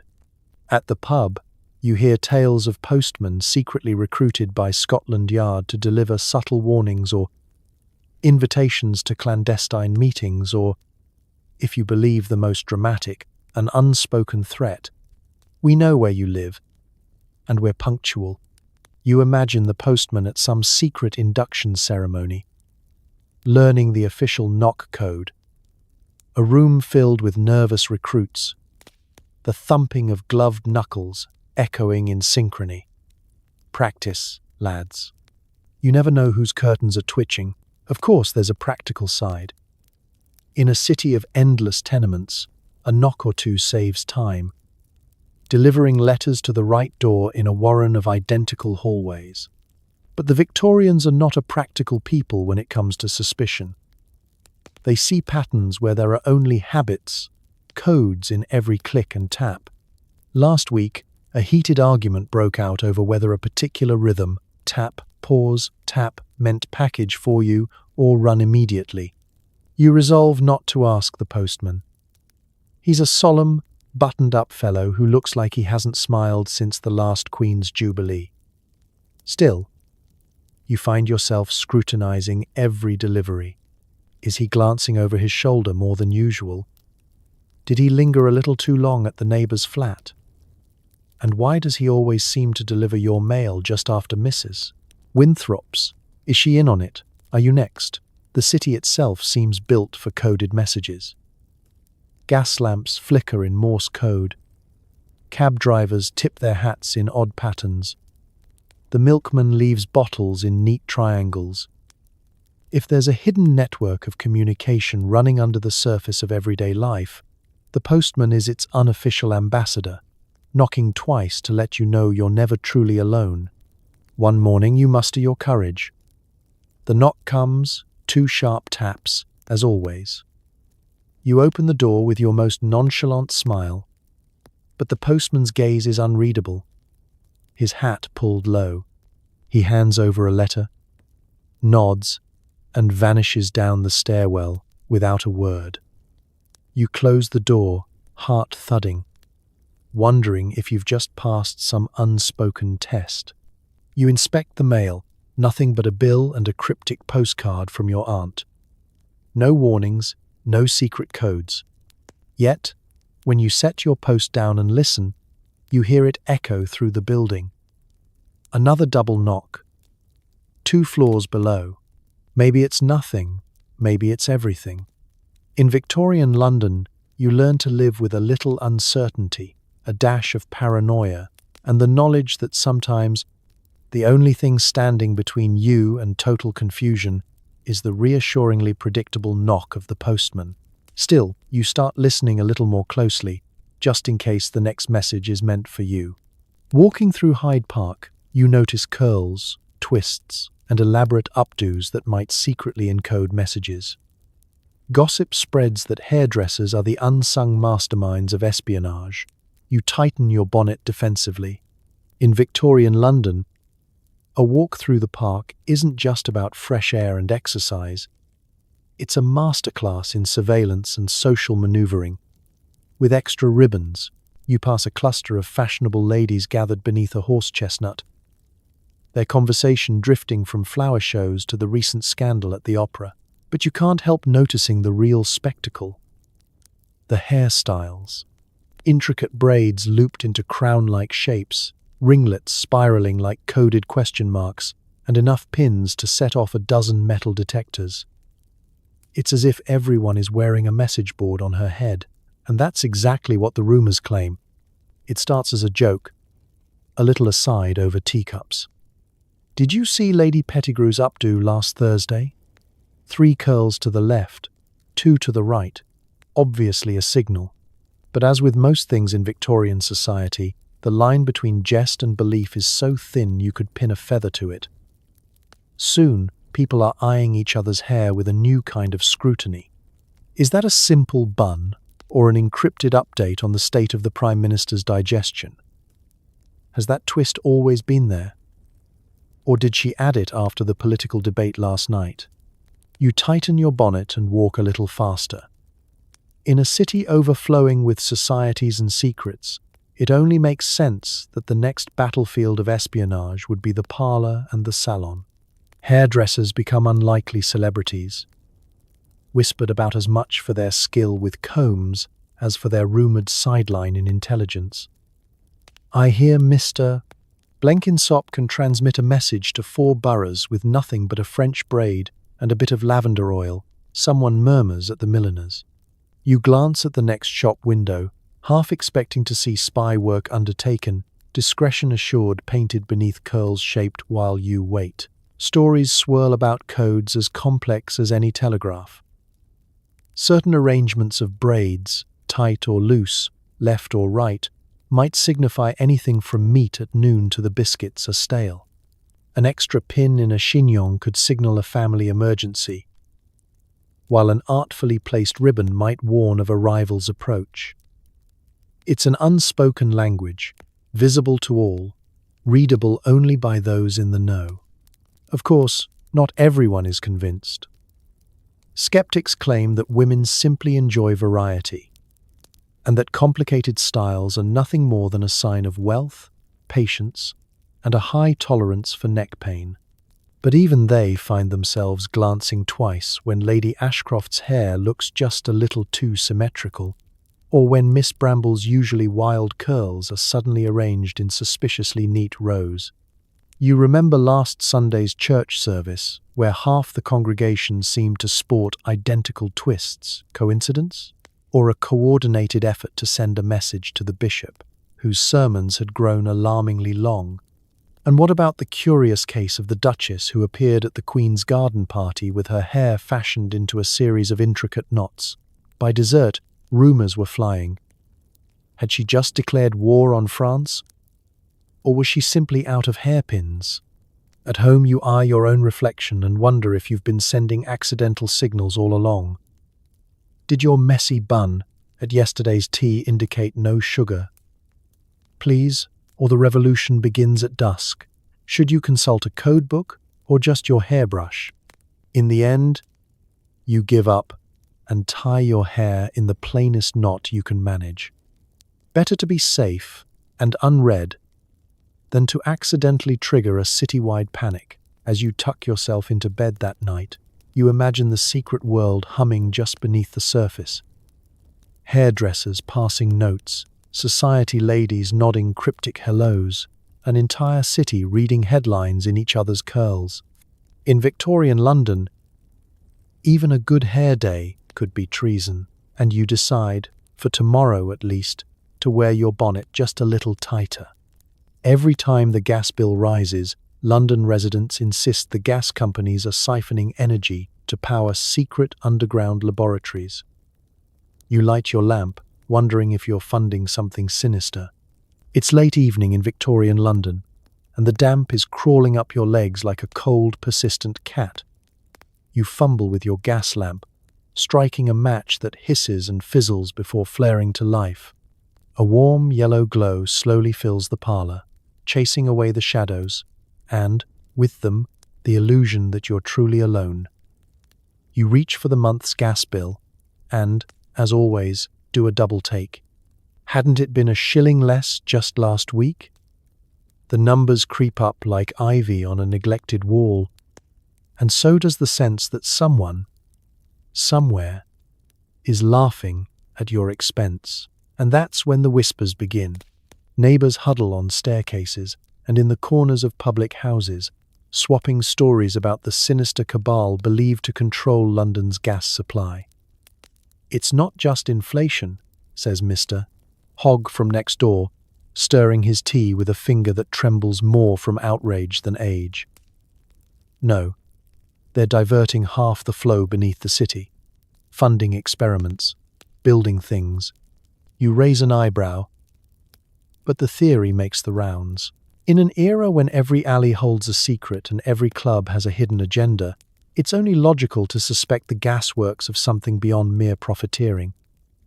The rumours grow wilder each week. Some claim there's a network of shadowy laboratories below the city, staffed by mad scientists and nervous clerks, all running on the fuel you pay for, one flicker at a time. Every penny you spend keeps the hidden engines humming. You can't help but picture it. Beneath your feet, miles of tunnels lined with pipes, valves, and mysterious doors marked authorized personnel only. White-coated figures shuffle through the gloom, clutching clipboards and mumbling about progress and prototypes. The more imaginative gossip-mongers insist these labs are working on everything from mind-control gas to self-filling teapots and a top-secret program to breed the world's cleverest ferret. The only thing more inventive than the alleged science is the proposed accounting. It's all in the decimals, whispers Mrs. Partridge, whose eyesight is inversely proportional to her confidence in the authorities. They round up, always up. That's how they fund it. My bill's been up tuppence a month since '72, and for what? The flame's half as bright as it used to be. All the rest goes to their secret projects. You try to be rational. Maybe gas just costs more this winter. Maybe your pipes are leaking. Maybe the lamp itself is hungry for attention. But every time the bill arrives, the doubt creeps in anew. Your lamp flickers unexpectedly, an experimental surge, or just a draft. You wonder if, somewhere, a scientist is jotting notes. Subject at 23 byte adjusts wick in response to increased billing. Next test, double the charge. Of course, there are counter-theories. Some believe the gas companies aren't masterminds at all, but unwitting dupes. Their pipes hijacked by a rival faction of inventors. Or, more fancifully, a colony of subterranean intellectual rats. At least one letter to the Times suggested a link between gas outages and the sudden popularity of glow-in-the-dark wallpaper. You try to put it out of your mind. After all, you need the light, and you can't exactly go back to candles, not after last month's curtain incident. You pay your bill, you light your lamp, and you reassure yourself that it's probably just the cost of progress. But deep down, you can't shake the suspicion that you're an unwitting investor in the great experiment that is Victorian London, a city lit from below by the shadows of its own imagination. As you turn down the lamp and settle in for the night, you whisper a little prayer that whatever is going on beneath your floorboards, it stays there. After all, a high gas bill is bad enough, but secret underground laboratories? That's extra. People whisper that photographs can trap the soul, and that the royal family uses them to store spiritual energy. When your portrait comes out oddly blurry, you briefly panic that someone has stolen your personality. In Victorian London, every new technology brings a fresh crop of conspiracy. The camera, for all its elegant brass and polished wood, is regarded with as much suspicion as it is awe. You sit, stiff as a starched collar, in the local photographer's studio, the scent of chemicals tickling your nose and the flash powder promising temporary blindness. You wonder, as the photographer fiddles with his lens, if you're about to have your essence neatly filed away in an album beside the royal corgis. Rumors swirl that the royal family was the first to grasp the power of photography's dark magic. After all, Queen Victoria herself has posed for more portraits than any mortal should ever endure. But why? Some say Her Majesty discovered that every successful photograph siphoned off a drop of spirit, storing royal vitality in cabinet cards and silvered glass. The palace, it's whispered, contains a vault of portraits, each a little battery of royal energy, to be tapped in times of national crisis or long, tedious banquets. You remember the stories told in gaslit drawing rooms. A butler swears he once saw Prince Albert's favourite portrait glow faintly during a thunderstorm. A lady-in-waiting claims that after sitting for an official daguerreotype, she couldn't recall her own middle name for a week. And everyone agrees, the royal photographer always looks exhausted, as if he's wrestled with something invisible and barely lived to tell the tale. The general public, naturally, takes their cues from the top. Soon, nobody is certain what a portrait will actually capture. Some families avoid having young children photographed, fearing the camera might shrink their spirits. Brides worry that a bad exposure could doom their marriages to spectral interference. The trendiest funerals now include a final photograph to make sure the deceased's soul can't wander back and cause trouble with the silverware. Then, of course, there are the accidental side effects. You visit a friend and find her sitting glumly beside a blurry photograph. "The photographer has stolen my best self," she sighs. "I felt cleverer before. Now I only remember half my cousins' names." She eyes you warily, as if you might swipe her remaining personality by sketching her likeness in charcoal. You begin to notice just how careful the royals are about their images. The official portraits are always guarded, kept under lock and key. Private sittings require 3 footmen, 2 clergymen, and a reassuring amount of brandy. No one is ever quite sure if the Queen is posing, or if it's her doppelgänger, Mildred, making another public appearance. The newspapers fan the flames as always. Headlines cry, "Crown secret, portraits hold power, and Duchess faints after ambrotype, coincidence, or curse." Even the most skeptical readers find themselves wondering if they should cover their faces the next time a photographer walks by. Your own experience isn't much better. You peer at your freshly printed photograph, searching for signs of vacancy behind your eyes. Was your spirit always that slightly off-kilter?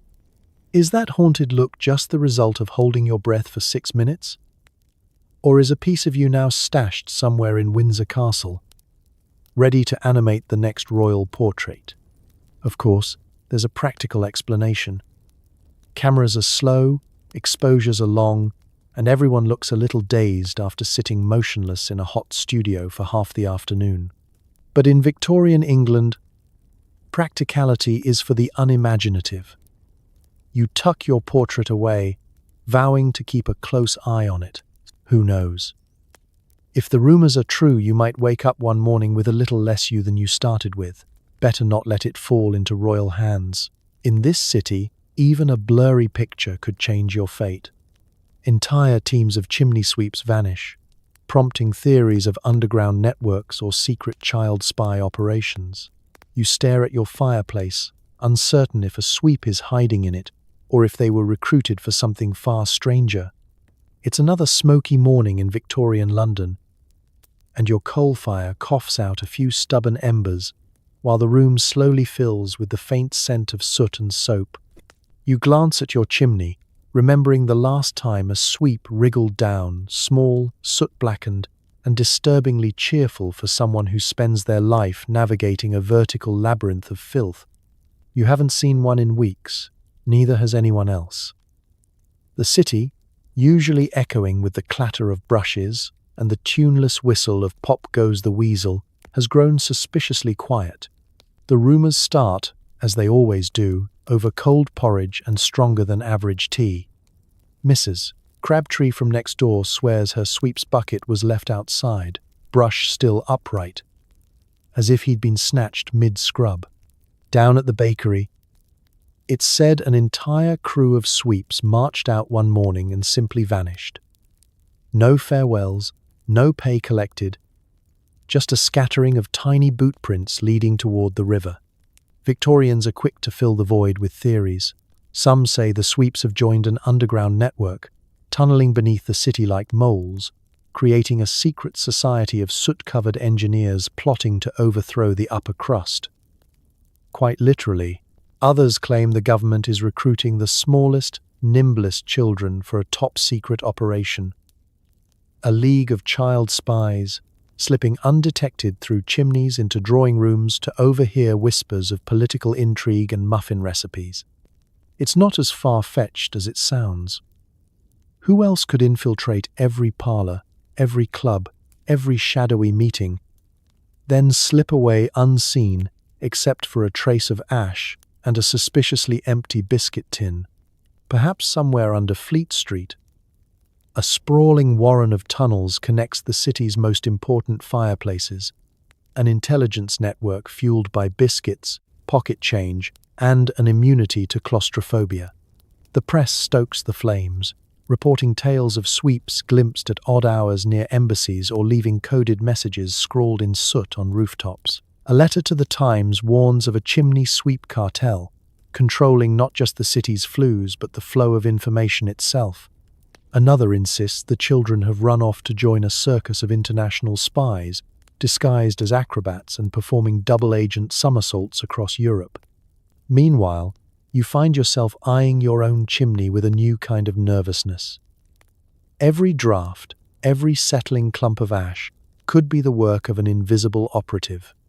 At night, the wind in the flue whistles in a way that sounds just a little too intentional. You poke at the coals, half expecting a tiny hand to emerge and pass you a note in code, or possibly a bill. Practical souls blame a crackdown on the old trade. New safety laws are coming in, forbidding the use of children and demanding proper equipment. Maybe the sweeps are simply seeking better work. Or perhaps they've all been hired by gas companies to join the city's other great subterranean conspiracy. But for most Londoners, the mystery lingers. With each passing week, more chimneys go uncleaned, drawing rooms fill with smoke, and the possibility of a sweep's return becomes a citywide obsession. You hear someone in the street joke that the Queen herself has lost her sweep and now receives her intelligence briefings from a squadron of unusually well-informed pigeons. You stare into your fireplace, uncertain if you should hope for the sweep's safe return, or worry about what secrets he's learned in the dark spaces between rooftop and hearth. In Victorian England, even the humblest job can turn into a legend, and sometimes the only thing more mysterious than the soot in your chimney is the one who's vanished up it. Big Ben chimes slightly offbeat one morning, and instantly half the city erupts in panic, convinced the clock is transmitting hidden warnings. You check your own pocket watch to be safe, even though it hasn't worked since last Tuesday. In Victorian London, time is everything. The city runs on it, or at least it tries. Trains depart by the tick, clerks rush for lunch at the stroke, and schoolchildren line up when the bells ring, each step a dance choreographed by clocks. But when the grandest clock of all, the mighty Big Ben, decides to go rogue, even for a moment, everything unravels. This particular morning you're strolling past Westminster when you hear it. Bong, bong, bong.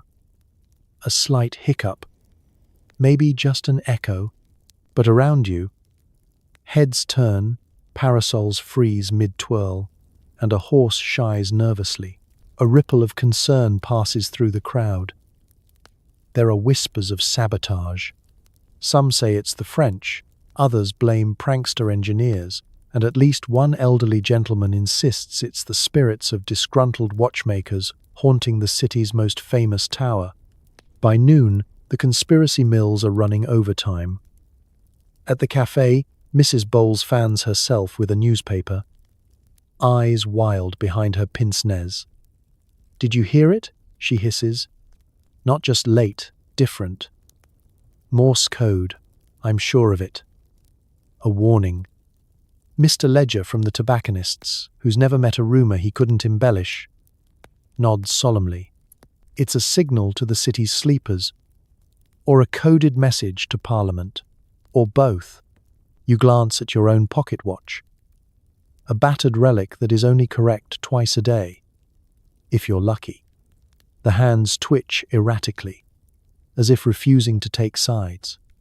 You shake it hopefully. It remains impartial. The newspapers jump at the chance to terrify. "Clock Tower betrays London," screams one headline. "Mystery message from Big Ben." What are they telling us? The article is 3-part speculation and 1-part unhinged poetry. Another paper runs a guide to decoding the bells, protecting your household from subliminal time signals. The city's nannies immediately ban chimes in nurseries, just in case. Meanwhile, amateur sleuths take to the streets, comparing the tower's bongs with their own timepieces. Reports come in of clocks throughout the city behaving oddly. Grandfather clocks stalling at odd minutes, mantelpieces striking 13, a baker's cuckoo clock announcing the arrival of tea time at precisely 4:17 a.m. Some blame the weather, others the recent influx of continental engineers, but most agree London's clocks have formed an alliance, and whatever they're planning, it isn't good. Then there are the professional conspiracists. They gather in dimly lit parlours and smoky pubs, outlining elaborate theories over glasses of gin. One group claims that the government is using Big Ben to send orders to an elite corps of undercover agents. Another suggests that the clock is possessed, its gears wound by the ghost of a former prime minister who can't bear to relinquish control. "It's not just time," whispers a clerk with ink-stained fingers. "It's power." You try to go about your day, but with every chime, your nerves fray a little more. Was that a quarter past, or a secret signal to meet in Hyde Park with an umbrella and a code word? You ask the lamplighter, who simply shrugs and mutters something about best to stay indoors after the bells go funny. Night falls, and the city holds its breath. The tower looms above, reassuringly solid, and yet, somehow, full of possibility.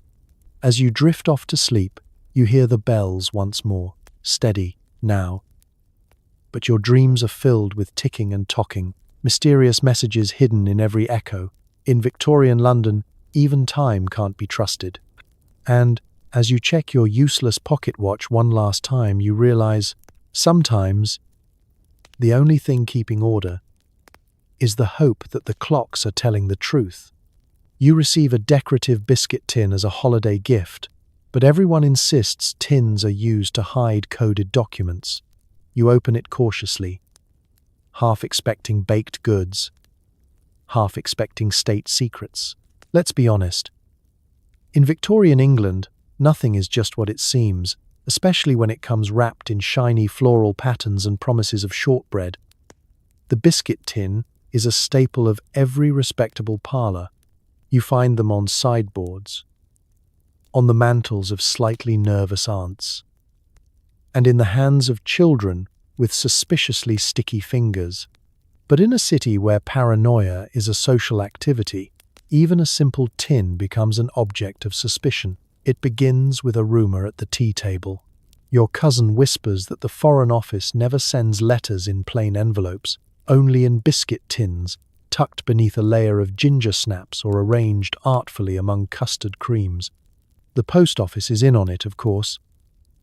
Half the city's mail carriers have been trained in the subtle art of resisting the lure of just one biscuit.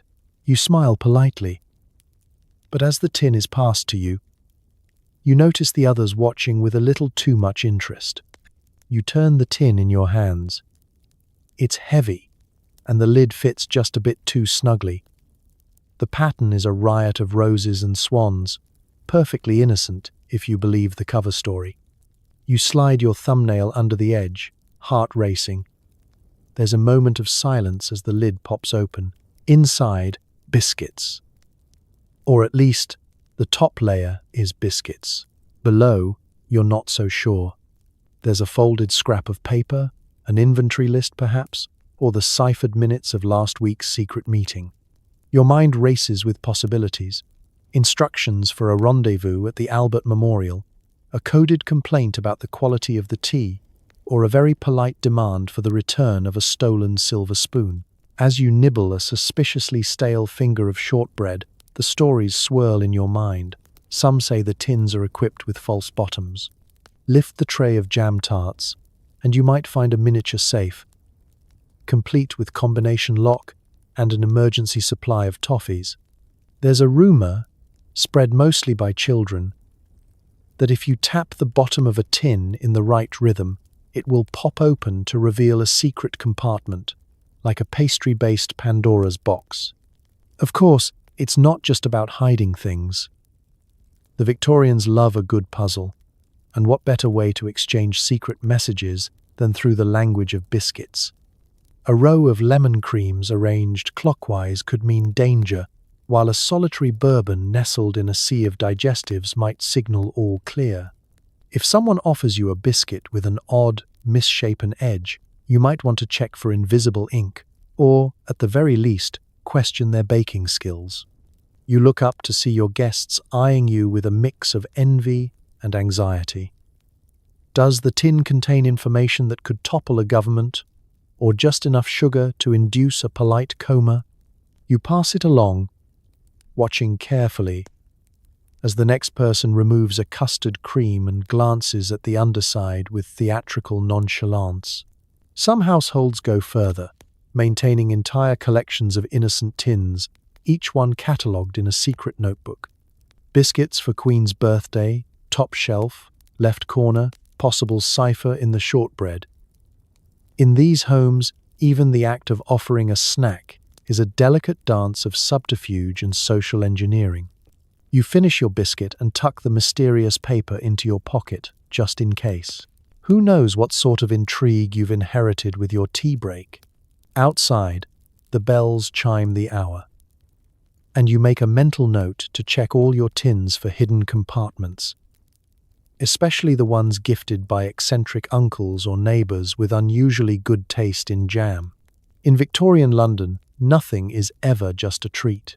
Sometimes, the real secrets are sandwiched between the biscuits, and the next time you open a tin, remember, you might not be the only one watching. Victorians adored perfumed soaps until rumours spread that certain fragrances made people unusually compliant.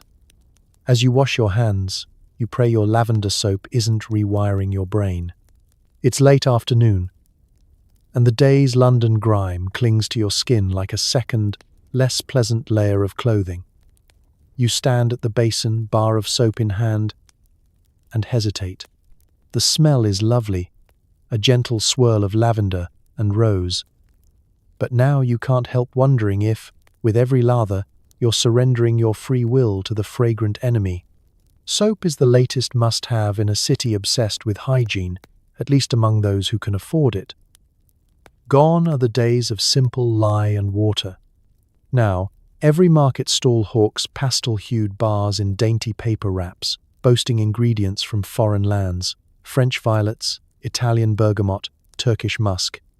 Each promises to lift you out of ordinary Victorian drudgery, if only for the duration of a lukewarm hand-washing. But that's where the trouble begins. Someone's aunt, there's always an aunt, swears she noticed her husband being altogether too agreeable after switching to a particular lemon-scented soap. A maid claims the new rosewater bars made her stop questioning her employer's accounting. At the hat shop, you overhear that a whiff of violet soap caused the entire ladies' auxiliary to approve a fundraising event in under 6 minutes, a record previously thought impossible, even with the help of gin. The rumours take hold. The chemists and perfumers are in on it, they say. What better way to pacify the masses than with a scent slipped into every home, every office, every boarding school? The government has already perfected mind control through flickering gas lamps and chloroformed fog. Why not soap? You start to keep count. How many times a day do you wash your hands, face, or, on special occasions, your entire self? How many opportunities for compliance have you handed over, literally, to the perfumed lather? It doesn't help that advertisements for soap have taken on a near propagandistic fervour. Feel the calm. Try new magnolia mist, blares a sign in the chemist's window. Soothe your soul and obey your conscience, rose and sandalwood, for respectable homes. You catch yourself wondering if the real product is cleanliness or contentment. You resolve to pay attention. Is your soap making you more agreeable? You frown into the basin, trying to recall the last time you argued with your landlady about the rent, or bristled at the vicar's interminable sermons. Last Sunday, you didn't even complain when the meat pie arrived late at the pub, an act of patience suspiciously out of character. Down at the club, the men are less worried about lavender mind control and more concerned about the peppermint incident. Apparently, after trying a sample, several members agreed to play whist for lower stakes, and no one raised their voice about the sherry for a whole evening. Suspicious indeed. Of course, there are skeptics. Science-minded friends will tell you that it's all nonsense. Soap can't change your personality, no matter how fancy the packaging. Still, the Victorians are a people for whom every new technology is an opportunity for gentle, fragrant dread. If a bar of lemon blossom soap can make you feel a little too peaceful, who's to say it's not the government, or, worse, your mother-in-law, pulling the strings? You decide to rotate your soap selection, alternating between the mildly astringent and the unapologetically bland. No need to let anyone's scent get too comfortable. As you dry your hands, you eye the lavender bar one last time and vow to keep a close watch on your mood. Should you start humming contentedly through your chores or agreeing too quickly to help the vicar polish the pews, you'll know exactly what to blame. In Victorian London, even the path to cleanliness is paved with suspicion. And tonight, you'll be sleeping with the soap dish on the far side of the room, just in case it tries to plant any more ideas. A sudden rainstorm hits on a cloudless day, prompting locals to insist someone, somewhere, is controlling the weather. You stand there drenched, deciding whether to blame nature or a rogue scientist in a damp basement. It's a classic Victorian contradiction. You step outside beneath a sky, the color of polished pewter, not a single cloud in sight, and within minutes you're as soaked as a tea bag left out at the dawn of the Industrial Revolution. Rain hammers your hat, pours down your collar, and transforms Oxford Street into a shining river of boot prints and frantic umbrella deployments. You look up, blinking through droplets, and realize everyone else is doing the same thing. Nobody expected this. Nobody trusts it either. In London, weather is meant to be predictable, at least in its unpredictability. But today, it feels wrong. Not just a freak squall, but a targeted, almost personal event. Theories bloom faster than the puddles. It's the gasworks. Someone mutters under a shop awning, releasing steam on purpose. Another insists the government has been experimenting with cloud machines, or that secret societies are holding ritual sacrifices to summon rain for their rhubarb crops. You remember last week's story in the newspaper?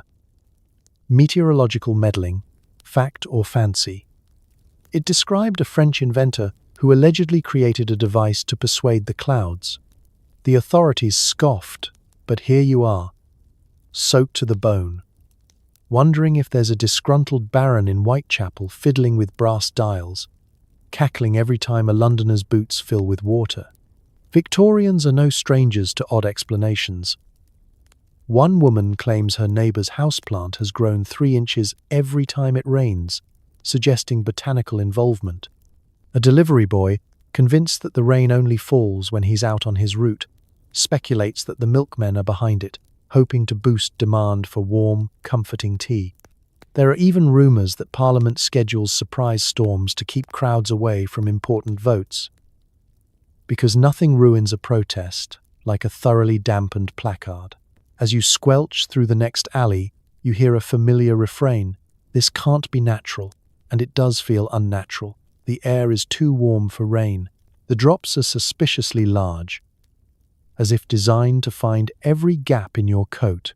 You recall the pamphlet you found tucked into last Sunday's newspaper. A crank's manifesto claiming he'd discovered a way to redirect the atmospheric humours. The diagrams were all arrows, lightning bolts, and angry clouds. The prose, a fever dream of gears and levers. You can almost picture it. A laboratory in a cramped basement, walls lined with barometers and jars of questionable liquid. A scientist in an oilskin coat flips a switch, mutters an incantation about barometric inversion, and smiles as the skies open. All across London, people are forced inside, cafes fill, shops sell out of umbrellas, and somewhere the city's collective trust in nature's chaos erodes just a little further. Meanwhile, you pass a pair of children splashing happily in a puddle, blissfully unaware of the conspiracy unfolding overhead.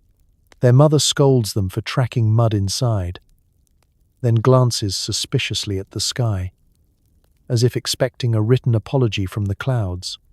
Of course, there's always the boring explanation. The city's weather is notoriously fickle. The Thames likes to send up surprises, and the wind has a talent for mischief. But in a place where every gas lamp flicker and bakery loaf is suspected of sending secret signals, the sudden rain feels less like a meteorological mishap and more like an act of deliberate provocation. As the shower fades and the sun returns as if nothing happened, you find yourself shaking off your hat, already rehearsing the story for tonight's dinner. No, truly, someone is controlling the weather. And I, for one, am keeping my umbrella handy and my eye on the nearest basement window. In Victorian London, even the rain comes with a sense of intrigue, and sometimes the real storm is the suspicion left behind. You step outside to hang your washing, only to find the neighbour staring suspiciously at your fluttering shirts. In Victorian London, Rumor had it that laundry lines weren't just for drying clothes.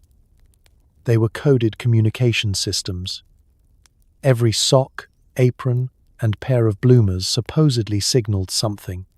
As your nightshirt billows dramatically in the breeze, you suddenly worry you've accidentally declared war. Let's set the scene. A narrow back garden, the kind sandwiched between brick row houses, the air ripe with coal smoke, stewed cabbage, and the faint hope that today, perhaps, nothing too absurd will happen. You have a basket of wet washing balanced on your hip, and you're armed with a handful of wooden pegs and the determination to make the best of a rare sunny morning. But as you start pinning shirts to the line, you feel eyes on you. Mrs. Fenwick next door, clutching a pair of stockings and watching your every move with the focus of a seasoned codebreaker. She gives you a curt nod, but her gaze lingers a little too long on your striped undershirt. You glance at your own arrangement, shirts to the left, aprons in the center, bloomers on the far end. You wonder if the order means something, and if so, what? All clear, perhaps, or meeting at midnight, or out of soap, please send help. In Victorian London, even the mundane is suspect. Laundry lines, strung like telegraph wires between houses, flap and twist in the wind, sending what some claim are coded signals across entire neighborhoods. The laundry is not just laundry, it's a banner, a bulletin board, a very public and very personal message system. Rumors abound. The number of garments, the colors, even the order in which they're hung, all supposedly carry secret meanings. 3 socks followed by 2 aprons? Danger. A row of perfectly white shirts? The coast is clear. Red bloomers in the middle of the line? Prepare for revolution, or possibly boiled the dye too long. The most paranoid believe that the local police have a list of suspicious laundry configurations and regularly patrol back alleys looking for patterns. You try to act natural as you add your nightshirt to the mix, but the wind catches it, sending it billowing like a pirate flag. Mrs. Fenwick's eyes widen. Across the garden, Mr. Barlow pauses mid-rake, his mustache twitching. You wonder if you've just committed a terrible social faux pas or accidentally mobilized the entire block for a midnight uprising. Children, ever eager for mischief, invent their own codes. A knotted sock means, let's meet by the canal. A pillowcase hung upside down is a dare to race across the rooftops. Adults, meanwhile, grow increasingly suspicious of neighbors with consistently symmetrical lines. No one is that tidy by accident. It doesn't help that newspapers occasionally publish stories about laundry line espionage. One infamous article detailed the exploits of a notorious thief who supposedly coordinated robberies through the strategic placement of undershirts. Another column suggested foreign agents might use the color of a petticoat to relay state secrets to accomplices across the channel. Naturally, every laundry day becomes an exercise in double-checking your arrangement for anything that might be construed as treason. You begin to question your choices. Should the socks go next to the towels? Is it too bold to put your best apron at the front?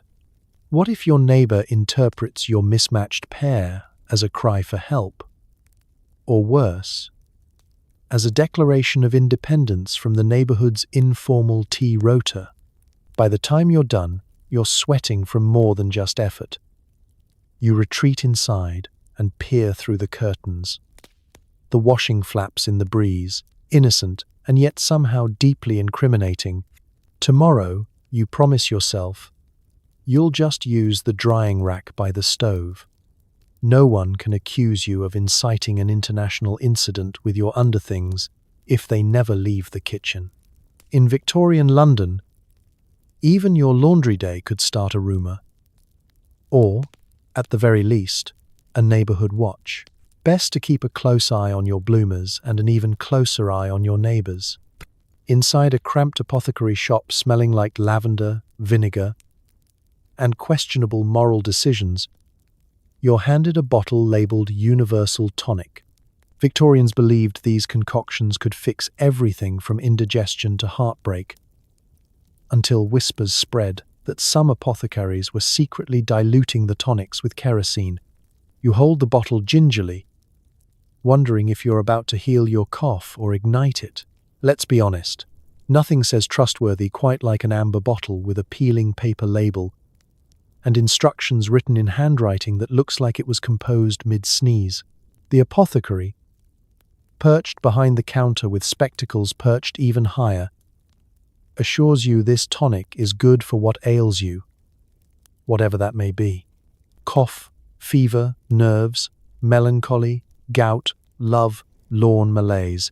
He lists as if reading from a menu of Victorian complaints. You nod politely, trying to ignore the row of jars on the shelf, each packed with something that could be medicinal or just very old pickles. Universal tonics are the wonder drugs of the day. The advertisements promise instant relief from everything and, in smaller print, hint at eternal youth and possibly spiritual enlightenment. There are testimonials from ladies who claim they regained their vim and gentlemen who can now walk up at least 2 flights of stairs before complaining. For a brief golden age, you can cure anything with a teaspoon of something murky and a strong stomach. But rumors move faster than remedies. It begins with a neighbor's cough that simply won't quit. Someone mutters that the latest batch from Swindle & Sons smells suspiciously like lamp oil. Another insists her arthritis is better, but her curtains are now dangerously flammable. You glance at the bottle again. Take twice daily, or as often as is socially acceptable. The instructions are vague, perhaps deliberately so. The truth is, Victorian apothecaries were both miracle workers and master salesmen. They made tinctures with names like Dr. Mutton's invigorating elixir and Mrs. Weatherby's patented liver fortifier. What's in them? A bit of everything, sometimes including actual medicine, laudanum for the pain, a dash of cocaine for the spirits, a swirl of alcohol for courage, and, occasionally, enough sugar to make the bottle appealing to the neighborhood children. The less reputable shops had their own special touches. A little kerosene stretched a batch when supplies ran low. Turpentine gave a pleasant, if misleading, zing. Vinegar, salt, molasses, even chalk found their way into the Victorian bottle. Anything to give weight, flavor, or the appearance of efficacy.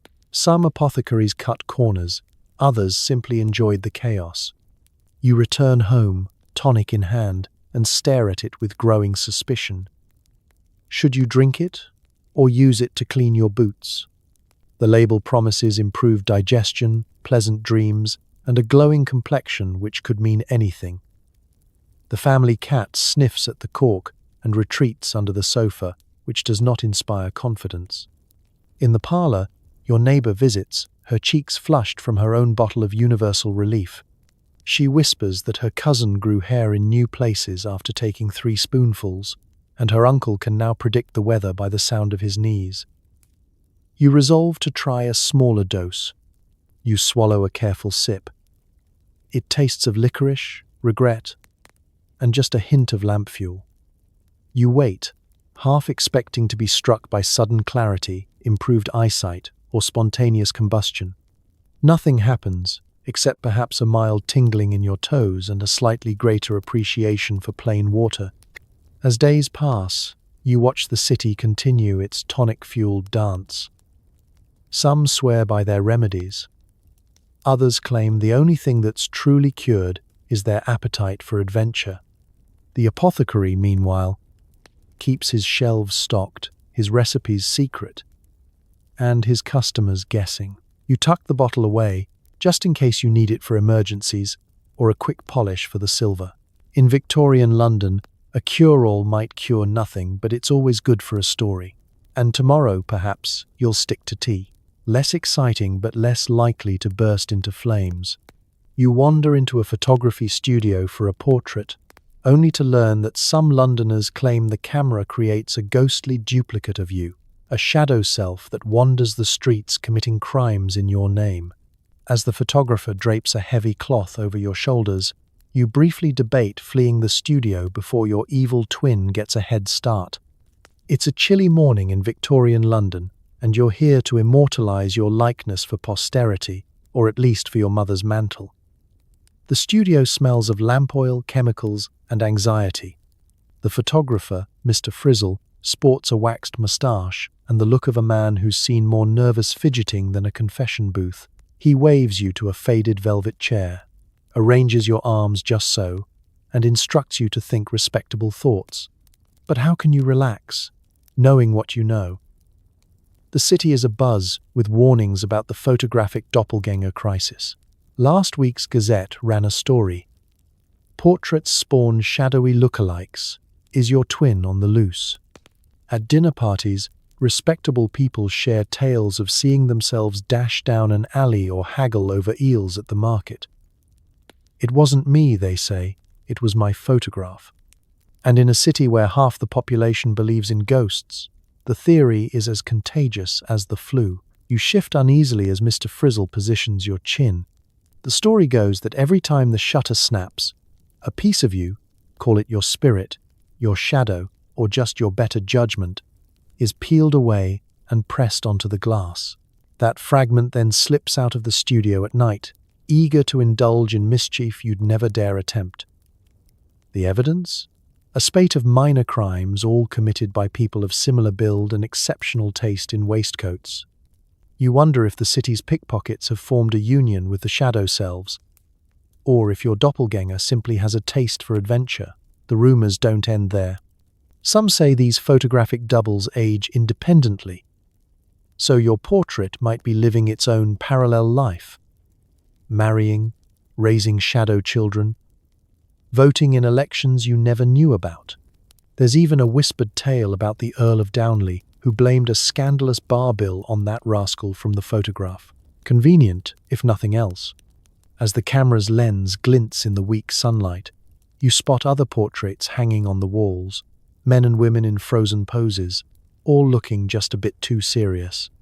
Are those really photographs? Or the wanted posters for London's growing population of unruly doppelgängers? Mr. Frizzle disappears under the heavy black cloth, his voice muffled. Hold still, this will only take a moment. You wonder if that's what he told your soon-to-be rogue twin before releasing it into the wild. Your mind races. What will your double do while you're napping? Will it return home for tea? Or is it already haunting the city's gaming dens and pastry shops? You hold your breath. The flash explodes, and for a moment you feel lighter. Not happier, just less substantial. You squint at the glass plate as it develops, half expecting your double to blink or wave, but the portrait is still, just you, though perhaps with a slightly guilty expression. You leave the studio, collar turned up, wary of your own reflection in shop windows. London seems a little fuller, the crowds a bit denser. Every time someone brushes past you with familiar shoulders or an identical gait, your pulse quickens. Was that your twin? Is it committing harmless mischief? Or about to abscond with your favorite hat? That night, you tuck your portrait away in a drawer, weighing whether to hide it, burn it, or just accept that in this city, everyone has a double, real or imagined. You glance in the mirror, half expecting your reflection to wink. In Victorian London, even a simple photograph is never just a picture. It's a chance for your reputation and your shadow to run wild. And so tonight, after wandering through the fog-drenched streets of Victorian England, weaving between conspiracies, suspicious pastries, explosive skirts, and pigeons with questionable allegiances, it's time to drift back to the present. You did well. Truly. You survived arsenic wallpaper, ghost-infested telegraphs, and at least 3 secret societies run out of bakeries.